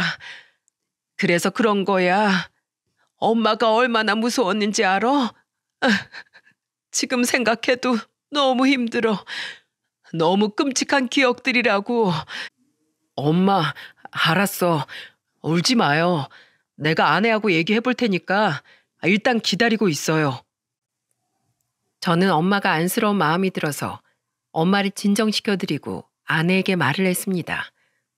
근데 이 이야기를 들은 아내는 그때도 고맙게도 흔쾌히 우리 적금 통장을 내어주던 거 있죠? 여보, 우리 적금 들어놨던 돈 있잖아. 이거 일단 우리 급한 거 없으니까 어머니께 드리자. 마침 딱 2천만 원이니까 어머니께 드리면 딱이겠네. 이거 내일 해지시켜서 우선은 급한 대로 어머님 쓰시게 하자. 어머님 그동안 얼마나 힘드셨겠어. 나도 여자지만 난 당신이 나한테 그런다고 하면 정말 살기 힘들 것 같아. 근데 어머님은 그걸 2번이나 겪으신 거잖아. 그러니까 이거 드리고 어머님 힘든 거 다 해결해 드리자, 여보. 당신은 진짜 천사야. 어떻게 우리 가족한테 이렇게까지 해줄 수 있는 거야? 정말 고마워, 여보. 내가 정말로 더 잘할게. 당신한테는 정말로 좋은 남편이 되어줄 거야. 약속할게. 아내는 그렇게 또 한 번 저희 엄마를 구제해줬고 엄마에게는 다음날 바로 가서 그 적금을 해지시킨 다음에 돈을 보내드렸어요. 근데 그때부터가 바로 문제의 시작이었습니다. 엄마는 제가 보내준 2천만 원을 받더니 그 이후로 2주 동안을 집에 들어오질 않더군요. 돈을 받은 날부터 말도 없이 집에 안 들어왔길래 그 다음날 저는 걱정이 되어서 엄마에게 전화를 했었죠. 엄마, 어제 돈 받고서 무슨 일 있었어요? 혹시 지인들이 엄마 더 힘들게 한 건 아니지? 왜 집에를 안 들어오시는 거예요? 지금 어디예요? 정호야. 아니야. 그런 거 전혀 아니고 돈은 잘 갚았어. 그게 아니라 엄마는 엄마 지인이 돈을 좀 벌게 해준다고 일자리 잠깐 줘서 거기 와 있다. 너한테 말도 못했네 내가. 엄마 걱정하지 마. 한 2주 동안은 일 좀 도와주다 갈 것 같아. 엄마한테 정말 잘해주었던 은인 같은 사람이라 여기서 밥 먹고 일 잘하고 잘 지내고 있으니까 걱정하지 마. 엄마는 그 전화를 한 번 주고받은 이후에 2주 동안을 집에 들어오지 않았고 저도 엄마가 일을 하고 있을 거라고 믿고 있었기에 그냥 엄마가 오기를 기다리고 있었습니다. 근데 2주 만에 집으로 돌아온 엄마는 생각지도 못한 모습으로 왔고 엄마는 완전히 초췌해진 모습으로 돌아왔어요. 아내와 애들이 같이 저녁을 먹고 있던 때 엄마가 들어오셨는데 엄마의 모습을 보자마자 아내가 물었어요. 어머님, 무슨 일 있으셨어요? 얼굴이 왜 이렇게 안 좋으세요? 2주 동안 일하면서 무슨 일 있으셨던 거예요? 일이 너무 힘드셨던 거예요? 다름이 아니라 내가 예전에 아는 사람한테 카드 대출을 빌려 썼던 적이 있거든. 그 2번째 남편 때문에. 근데 그 사람이 또 찾아와서 난동을 피우고 갔지 뭐냐. 네? 그건 또 얼만데요? 1,000만 원. 네? 아니 왜 도대체 그 큰 돈을 사람들한테 다 빌려다 쓰신 거예요? 예, 엄마라고 뭐 쓰고 싶어서 썼겠니? 엄마도 다 어쩔 수가 없었어. 그 인간이 얼마나 독했는지 알아? 나도 살려면 어쩔 수가 없었어. 근데 이번에 그 지인이 내가 다른 지인한테 2천만 원 갚았다는 거 어떻게 듣고는 나한테 연락 와서는 당장 돈 갚으라고 난리 치더라. 내가 진짜 언니 하면서 따르던 사람이었는데 사람이 한순간에 그렇게 무서워질 수 있는 거니? 엄마 있는 데까지 찾아와서 내 머리채 잡고 멱살 잡고 난리도 아니었어. 나 참 정말 너무 힘들다. 내 인생이 너무 고단해. 정호야, 엄마 좀 도와줘라. 제발 좀 도와줘. 엄마는 또 울면서 저희 앞에서 하소연을 하셨어요. 엄마, 정말 저도 힘드네요. 아니, 그 지인분이 정말 마지막 맞아요?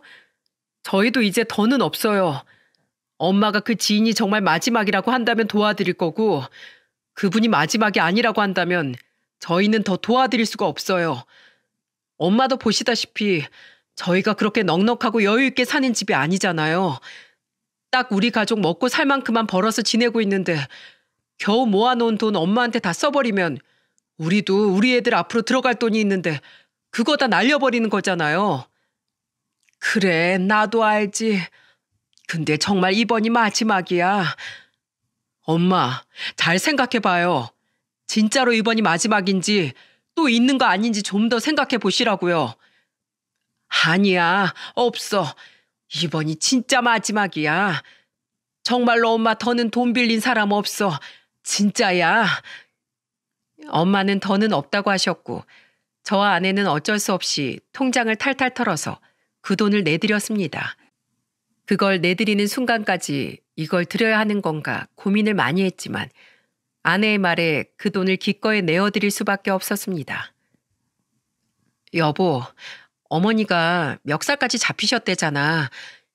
뺨 맞고 멱살 잡히면서 얼마나 서러우셨겠어. 그리고 이번이 정말 마지막이라고 하시니까 여기까지 우리가 도와드리자.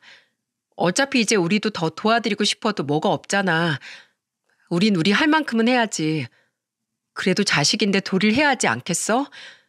어머님 의지할 데가 우리밖에 없잖아. 그러니까 더 고민하지 말고 이거 잘 드리고 와. 저는 아내에게 너무 미안했지만 또 아내의 말에도 일리가 있었기에 그 말대로 했습니다. 근데 엄마는 그 돈을 보내주자마자 또 집에 안 들어왔더라고요. 그때는 한 달이 되도록 집에 안 들어왔고 심지어는 전화도 안 받으셨어요. 그저 집에 못 들어올 것 같다는 문자 하나 딸랑 온 게 전부였죠. 그 뒤로도 엄마는 한 달 만에 집에 들어왔다가 또 나가서는 며칠 만에 들어오는 일들이 빈번하게 이루어졌어요. 그렇게 엄마와 지낸 지 1년 동안 엄마가 저희 집에 머문 시간은 거의 5개월도 안 되는 시간이었어요. 나머지 7개월은 거의 밖에서 지냈고 그게 다 돈 벌어 온다는 이유였습니다. 그렇게 저희도 그러려니 하며 지냈죠. 하지만 그 모든 것은 다 거짓이었습니다. 그걸 알기까지 너무나 힘든 충격적인 순간을 보내야만 했네요. 사건이 터져버린 그날도 엄마는 거의 한 달이 넘게 집에 들어오지 않고 계셨기에 당연히 집에는 아내와 애들만 있을 줄 알고 퇴근을 했습니다. 근데 집에 들어서는 순간 너무나 소란스러운 소리가 들렸고 그 소리는 아내와 엄마가 싸우는 소리였어요. 이게 무슨 소리인가 싶어 안으로 들어갔더니 충격적이게도 엄마 아내가 몸싸움을 하고 있는 게 아니겠어요? 야, 네가 뭔데 내 앞길을 막어? 좀 도와줄 수도 있잖아. 지금까지 군말 없이 잘해주더니 왜 이래 진짜? 내가 갚는다고 했잖아. 아, 이것 좀 놓으라고. 너 진짜 왜 이래? 어머님, 이것만은 안 돼요. 언제까지 이러실 거예요? 이건 정말로 안 된다고요. 언제까지 저희 힘들게 하실 거예요? 제발 이것만은 참아주세요. 제발요. 야, 이까짓 게 뭐라고? 내가 갚는다니까? 얘가 쪼잔하게 왜 이래? 엄마와 아내는 무언가를 가지고 실랑이를 벌이고 있었는데 제 아내는 엄마가 손에 쥔 것을 잡아당기고 있었고 엄마는 그것을 사수하기 위해 제 아내를 밀치고 있는 상황이었어요. 저는 그 손에 있는 게 대체 뭐길래 저러나 했는데 자세히 살펴보니 그건 우리 결혼 반지와 아이들의 돌반지가 들어가 있는 보석함이었습니다. 엄마는 그 물건을 가지고 달아나려다 아내에게 딱 걸린 거였고 아내는 엄마가 그것을 가지고 가지 못하게 하면서 실랑이가 벌어진 거였어요. 저는 이 광경이 너무나 어이가 없었고 엄마한테 다가가 물었어요. 엄마, 이거 우리 결혼 반지랑 애들 돌반지 들어가 있는 함인데 이게 왜 엄마 손에 들려 있는 거예요? 왜 이걸 가지고 가려는 건데요? 정호야, 있지? 이거 내가 가지고 갔다가 금방 갚을게. 엄마가 이게 좀 필요해서 그래. 네? 이걸 왜요? 이걸 왜 가지고 간다는 건데요? 저는 엄마에게 막 화를 내며 물었고 엄마는 이번에도 또 지인에게 돈을 갚아야 한다며 막무가내로 그 돈을 가지고 가야 한다고 때를 피울 뿐이었습니다. 근데 그 모습을 보다 못한 아내는 저에게 한 가지 말을 해줬고 그게 바로 저에게 너무나 충격적인 이야기였죠. 알고 봤더니 엄마는 제가 없는 사이에 아내를 꼬드겨 총 1,300만 원 정도를 더 뜯어간 거였어요. 빌려가면서 저한텐 절대로 말하지 말라고 이야기를 했던 거였죠. 엄마는 아내를 회유하면서 예, 내가 진짜 너무 힘이 들어서 그래. 우리 아들한텐 절대 말하지 말고 네가 몰래 나 좀 도와다오. 내가 우리 아들 겨우 힘들게 다시 만났는데 돈 문제로 짐덩어리 취급받고 싶지도 않고 이런 문제 때문에 또다시 내 아들이랑 헤어지는 일까지 겪게 될까 봐 너무 무서워. 그러니까 내 아들한테는 비밀로, 제발 비밀로 좀 해다오. 이렇게 말을 했었기에 아내도 저한테 차마 말을 할 수가 없었던 거였죠. 그래서 저한테 말도 못하고 저 몰래 엄마를 도와주고 있었던 거였죠. 찔끔찔끔씩 200만 원, 500만 원, 300만 원 이렇게 돈을 빌려갔던 엄마는 이번엔 아내가 더는 없다고 쐐기를 박으니 이젠 저희 결혼 반지와 애들 돌반지까지 탐을 냈던 거였어요. 근데 저는 그것보다도 엄마가 돈을 필요로 했던 목적을 알고 나서 더 분노를 하게 되었습니다. 엄마가 돈이 필요했던 이유는 상상도 못할 이유였어요. 그건 바로 도박이었기 때문이었죠. 이 사실을 알게 된 것도 정말 충격적이고 너무나 예상치 못한 일이었습니다. 저는 엄마가 막무가내로 저희 돈을 가지고 나가겠다고 떼를 쓰니 너무 머리가 지끈거렸어요. 그리고 우리 등골만 빼먹으려는 엄마가 순간적으로 너무 미워서 바로 엄마 방으로 들어가 엄마 짐을 몽땅 들고 나와 가방에 싸려고 했고 순간 엄마가 늘 가지고 다니던 짐가방을 열어 그곳에 옷가지들을 꺼내 넣으려던 그때 그 안에서 끔찍한 것을 보고 말았어요. 그 안에는 TV에서 익히 봐왔던 도박할 때 쓰는 것으로 보이는 칩이 몇 개가 있었고 그 안쪽에는 화투 세트와 종이 쪼가리로 구겨져 있는 강원도 버스 티켓이 여러 장 들어있더군요. 처음엔 그 종이까진 눈에 안 들어왔지만 그 화투 세트와 칩을 보는 순간 저는 거의 전기 충격을 먹듯 몸을 부들부들 떨어야만 했습니다. 그리고 떨리는 목소리로 엄마한테 물을 수밖에 없었어요. 이게 뭐예요, 대체? 이거 내가 아는 그거 맞아요? 엄마 설마 그동안 도박하고 다녔어요? 제대로 말씀해 보세요. 이게 뭔지 똑바로 설명하시라고요. 정호야, 그게 있잖아. 미안하다. 실은 있잖아. 맞아. 엄마가 정말 그러고 싶지 않았는데 정말로 미안해. 미안해, 정호야. 엄마는 생전 그 두 남자에게 도박 때문에 시달렸으면서 엄마도 도박에 빠져서는 저희한테 돈을 뜯어갔던 거였습니다. 그리고 엄마는 그동안 저희에게 빌려간 돈으로 지인들에게 돈을 갚은 것이 아니라 실은 강원도로 들어가 도박을 하고 있었던 거였죠. 여러분도 강원도에 도박하는 곳이 있다는 거 잘 아실 거예요. 엄마는 거기에서 도박을 하고 있었어요. 도대체 거기가 어떤 곳이길래 사람들이 가서 도박에 미치는지 궁금해서 한번 가봤는데 놀랍게도 그곳에는 젊은 사람들보단 나이 있는 사람들, 50대에서 60대 정도 있는 중년의 아줌마 아저씨들로 가득했어요. 엄마도 그런 사람들 중에 한 명이었고요. 엄마는 거기에서 숙박업소를 하나 잡아 돈이 떨어질 때까지 도박을 하다가 돈이 떨어지면 또 여기저기 빌리고 하면서 도박을 했던 것이었어요. 엄마는 우리가 얼마나 힘들게 사는지 알면서도 엄마는 자신의 도박을 위해 저를 속여가면서 돈을 다 뜯어갔던 거였죠. 아내는 모든 사실을 다 알고 나서 망연자실해버렸고 며칠을 시금 전폐할 만큼 힘들어했어요. 4,5천만 원이나 되는 돈을 모으는 게 얼마나 힘든지 여러분들은 다 아실 거예요. 정호야, 엄마가 미안하다. 나도 처음엔 이러지 않았는데 네 아빠도 그렇고 두 번째 남자도 그렇고 그 인간들 때문에 이 엄마가 너무 힘들었어. 엄마가 그 두 번째 남자만큼은 내가 맞고 싶어서 용을 쓰다가 내가 오히려 그 인간한테 세뇌당하고 꼬임에 넘어가서 도박에 미쳐버리게 된 거야. 근데 내가 이렇게까지 망가질 줄 몰랐다.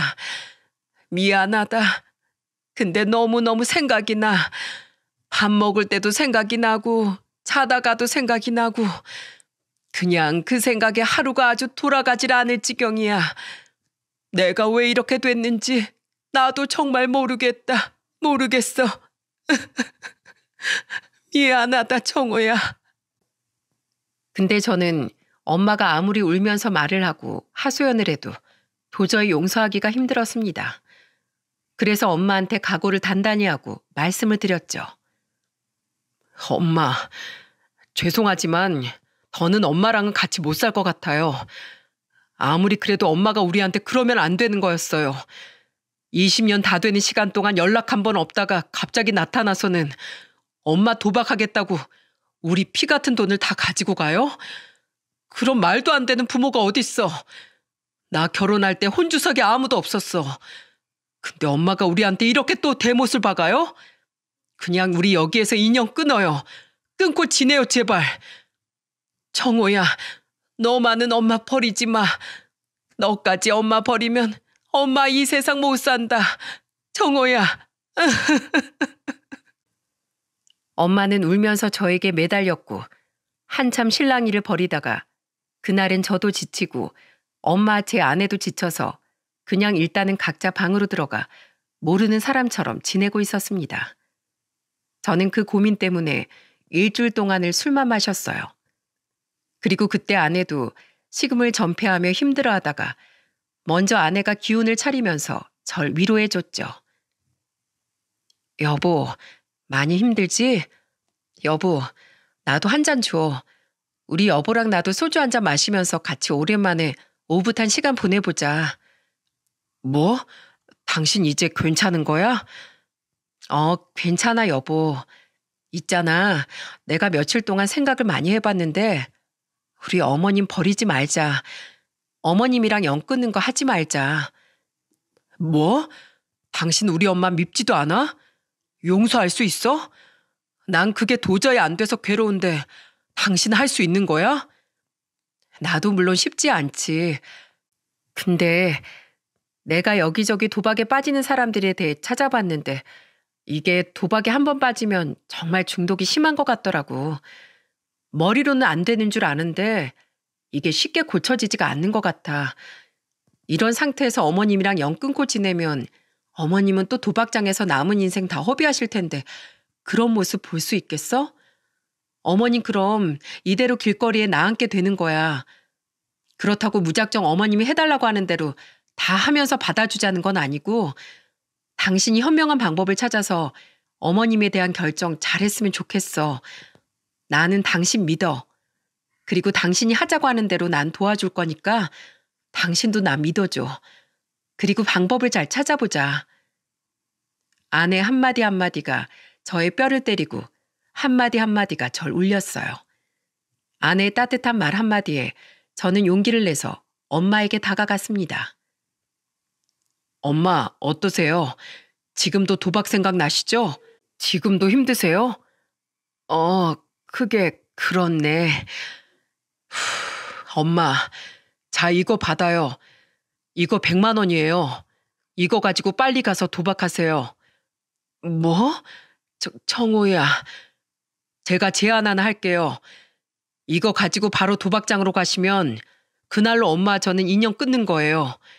그냥 평생 엄마는 도박하면서 그 인생 그대로 망쳐가면서 사세요. 대신에 이 돈 놓고 나랑 같이 살고 싶으면 지금 당장 저랑 같이 정신병원에 가요. 가서 치료받아요.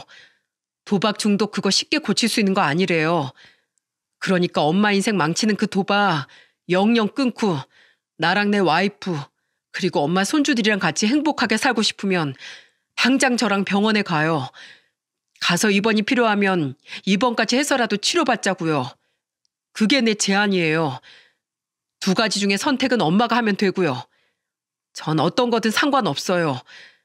대신 이 돈 가지고 도박 선택하는 순간 저랑 엄마 인연은 여기서 끝이에요. 내 가족은 물론이거니와 정연이한테도 다신 연락하지 마세요. 저는 엄마에게 똑 부러지게 제안을 했고 엄마는 저의 말을 듣더니 한참을 눈물을 흘리면서 고민을 하는 듯 했습니다. 그렇게 한 10여 분을 서로 말없이 지켜보고 있던 중에 엄마가 드디어 말을 꺼냈습니다. 정호야, 엄마 치료받을게. 병원 들어가서 치료받을게. 1년이 됐든 2년이 됐든 엄마 치료받고 싶어. 엄마도 실은 이 삶이 너무나 괴롭다. 내가 힘들어서 도망쳐버린 그 인생을 내가 너한테 물려줬다는 사실 하나만으로도 엄마는 너무 힘들고 괴로워. 그래서 엄마는 치료받고 싶다. 고마워. 엄마한테 그런 제안을 해줘서 엄마 버리지 말아줘, 정호야. 엄마 꼭 치료받고 다 나아서 올게. 엄마, 잘 선택하셨어요. 만약에 엄마가 저 대신에 100만 원을 선택했더라면 전 그 자리에서 이 돈 드리고 엄마 2번 다시는 안 봤을 거예요. 근데 엄마가 날 선택했으니 전 끝까지 엄마 책임질 겁니다. 대신에 엄마 병원 가서 다 낫기 전까진 못 나오게 될 거예요. 꼭 다 치료받고 다 완치되고 난 이후에 나와야 돼요. 그래야 우리가 다 행복하게 살 수 있으니까요. 대신에 저희가 자주 찾아뵐게요. 그럼 당연하지. 엄마도 최선을 다할게. 엄마도 최선을 다해서 나을게. 엄마는 그 길로 유명한 정신병원으로 가서 도박 치료를 받으셨어요. 처음엔 엄마는 많이 외롭고 힘들어 보였습니다. 또 정신병원까지 들어가게 된 자신의 신세가 많이 처량해 보이기도 했던 것 같더군요. 하지만 저희가 꾸준히 가서 얼굴 뵙고 시간도 종종 보내드리고 하다 보니 엄마도 빠르게 적응하면서 치료에 매진을 할 수 있었죠. 엄마, 많이 힘들지? 요즘은 좀 어때요? 아직도 도박 생각나요? 요즘은 좀 괜찮어. 생각도 그렇게 많이 안 나. 책도 보면서 시간 보내니까 이젠 시간도 잘 가고 하루 보내는 것도 가벼워. 다행이네, 엄마. 엄마가 혼자가 아니라는 거 잊지 마세요. 우리 다 엄마 편이 되어서 엄마 기다리고 있으니까 하루빨리 나와서 나올 생각 하셔야죠. 알았죠? 그래, 고맙다, 정호야. 엄마, 더 열심히 치료받아서 나갈게. 말끔한 모습으로 나갈 테니까 조금만 더 기다려줘. 엄마는 그 뒤로도 꽤 오랜 시간 동안 잘 치료받고 잘 버티셨어요. 중간에는 밖에 나와서 외식도 하고 시간도 보내면서 하니 좀 더 잘 치료를 받을 수 있었던 것 같습니다. 그 시간을 보내고 지금은 2년이라는 시간이 흘렀습니다. 그 사이에 엄마는 퇴원을 하셔서 저희와 잘 지내고 있어요. 엄마는 다시 제가 알던 인자하고 따뜻했던 엄마의 모습으로 돌아와 너무 잘 지내고 계십니다. 엄마가 퇴원한 지 거의 1년이 다 되었는데 지금까지 한 번도 저나 제 와이프한테 돈 달라는 소리를 하지 않고 있어요. 오히려 한동안은 집 밖에 거의 나가지 않고 집이나 장 보러 나갈 때만 잠깐 나가고는 늘 집에 머물면서 청소와 밥을 하거나 책을 읽으면서 시간을 보내고 계셨습니다. 그리고 최근에는 일을 다니고 계세요. 이제는 집에서 쉬기만 하는 것도 지겹다면서 식당 일을 알아보고는 열심히 다니는 중이시죠. 처음에는 저랑 아내가 둘 다 말렸는데 엄마는 우리한테서 갈취해간 돈을 다 갖고 싶다며 꼭 일하게 해달라고 하셔서 어쩔 수 없이 허락해 드렸답니다. 그래서 지금은 일한 대로 한 달 월급 받으면 200만 원을 우리한테 주시고 남은 걸로는 본인 용돈하면서 손주들 맛있는 것도 사주고 저희도 가끔씩 외식도 시켜주시면서 그렇게 잘 지내고 계시는 중이랍니다. 덕분에 엄마는 지금 많이 편안해 보이세요. 그리고 실제로 엄마는 저희한테 이렇게 말씀을 하기도 하셨어요. 정호야, 엄만 요즘 너무 행복해.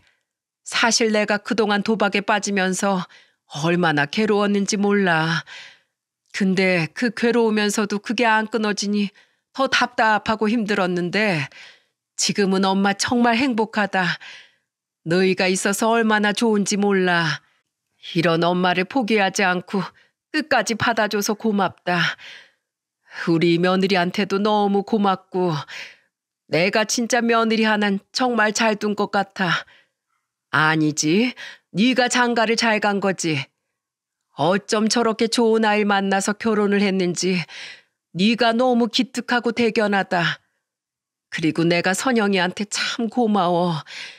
이 못난 시애미 받아주고 사는 게 결코 쉽지 않은 일이라는 거 내가 여자니까 잘 알잖아. 참 모두에게 고맙다. 정말 고마워. 엄마는 이렇게 제 손을 꼭 잡고는 말씀을 하셨답니다. 그렇게 엄마도 안정을 되찾아가고 우리 가족들도 다 안정을 찾아가는 이 과정에서 저는 이제야 진짜 인생의 행복을 느끼게 되는 것 같습니다. 특히 제 동생 정연이가 곧 결혼식을 앞두고 있는데 그때 혼주석의 자리가 채워지게 되어 그게 저는 너무나 기쁘답니다. 요즘 시대에 결혼 늦게 가는 것쯤이야 흠도 아니고 다 자기가 선택하는 거라고 하지만 그때도 저는 제 여동생이 혹시나 가족에 대한 상처 때문에 시집을 안 가는 건가 싶었는데 이번에 아주 좋은 짝을 만나 시집을 간다고 하니 얼마나 기뻤는지 모릅니다. 그래서 혼주석에는 저와 엄마가 자리에 앉아 제 동생 시집도 잘 보낼 수 있을 것 같습니다. 여러분, 도박에 미쳐버린 두 남자 때문에 인생이 나락으로 떨어진 사람이 결국 그 자신도 도박에 빠져 허우적대는 삶을 살게 된 우리 엄마는 재혼하느라 뒤로 미룬 자식들의 삶까지 망쳐버릴 뻔했었어요. 하지만 현명하고 어진 며느리, 그리고 엄마를 끝까지 포기하지 않으려고 애썼던 장남의 희생 덕분에 저희 엄마는 새 인생을 살 수 있게 되었고 저도 엄마의 부재로 인해 힘들었던 지난 세월을 어느 정도 보상받을 수 있게 되었죠. 그리고 그 과정에서 제 와이프의 공이 컸기에 저는 지금도 제 와이프가 너무나 존경스럽고 사랑스럽습니다. 그래서 앞으로도 평생 저의 여왕님으로 잘 모시고 살 생각이에요. 지금은 엄마와 와이프 둘이서 얼마나 좋은 고부지간이 되었는지 둘이서 오히려 저보다 더 알콩달콩 잘 지내는 중이랍니다. 여러분, 이 세상에는 수많은 중독이 있잖아요. 근데 제가 겪은 바로 도박 중독은 정말로 더 무서운 중독인 것 같습니다. 어떤 사람은 신체가 훼손당하면서도 도박을 못 끊어서 난리라고 하잖아요. 근데 저희 엄마는 독하게 끊어내셨고 지금은 너무 편안하게 잘 지내시는 모습을 보면서 자식으로서도 참 감사하게 느껴지기까지 해요. 정말 어려운 역경이 우리 가족에게 있었지만 앞으로는 저희 가족에게 행복만 있을 수 있도록 모두 응원해 주시고 지켜봐 주셨으면 좋겠습니다. 저희도 이 행복이 오래오래 유지될 수 있도록 더 서로가 서로에게 노력할 생각입니다. 여러분, 제가 겪어보니 이 세상에 일방적인 관계는 없더라고요. 서로가 서로를 위해서 노력해야지만 건강하게 관계가 유지된다는 걸 이번 기회에 또 깨달았기에 여러분도 여러분의 주변 사람들, 소중한 인연들과 그 관계를 이어나가면서 꼭 함께 서로 노력하며 의지가 되어주는 분들이 되셨으면 좋겠어요. 그리고 그런 좋은 인연들이 나타나기를 저도 응원하며 바라겠습니다. 지금까지 저의 사연을 들어주셔서 감사합니다. 모두들 행복하세요.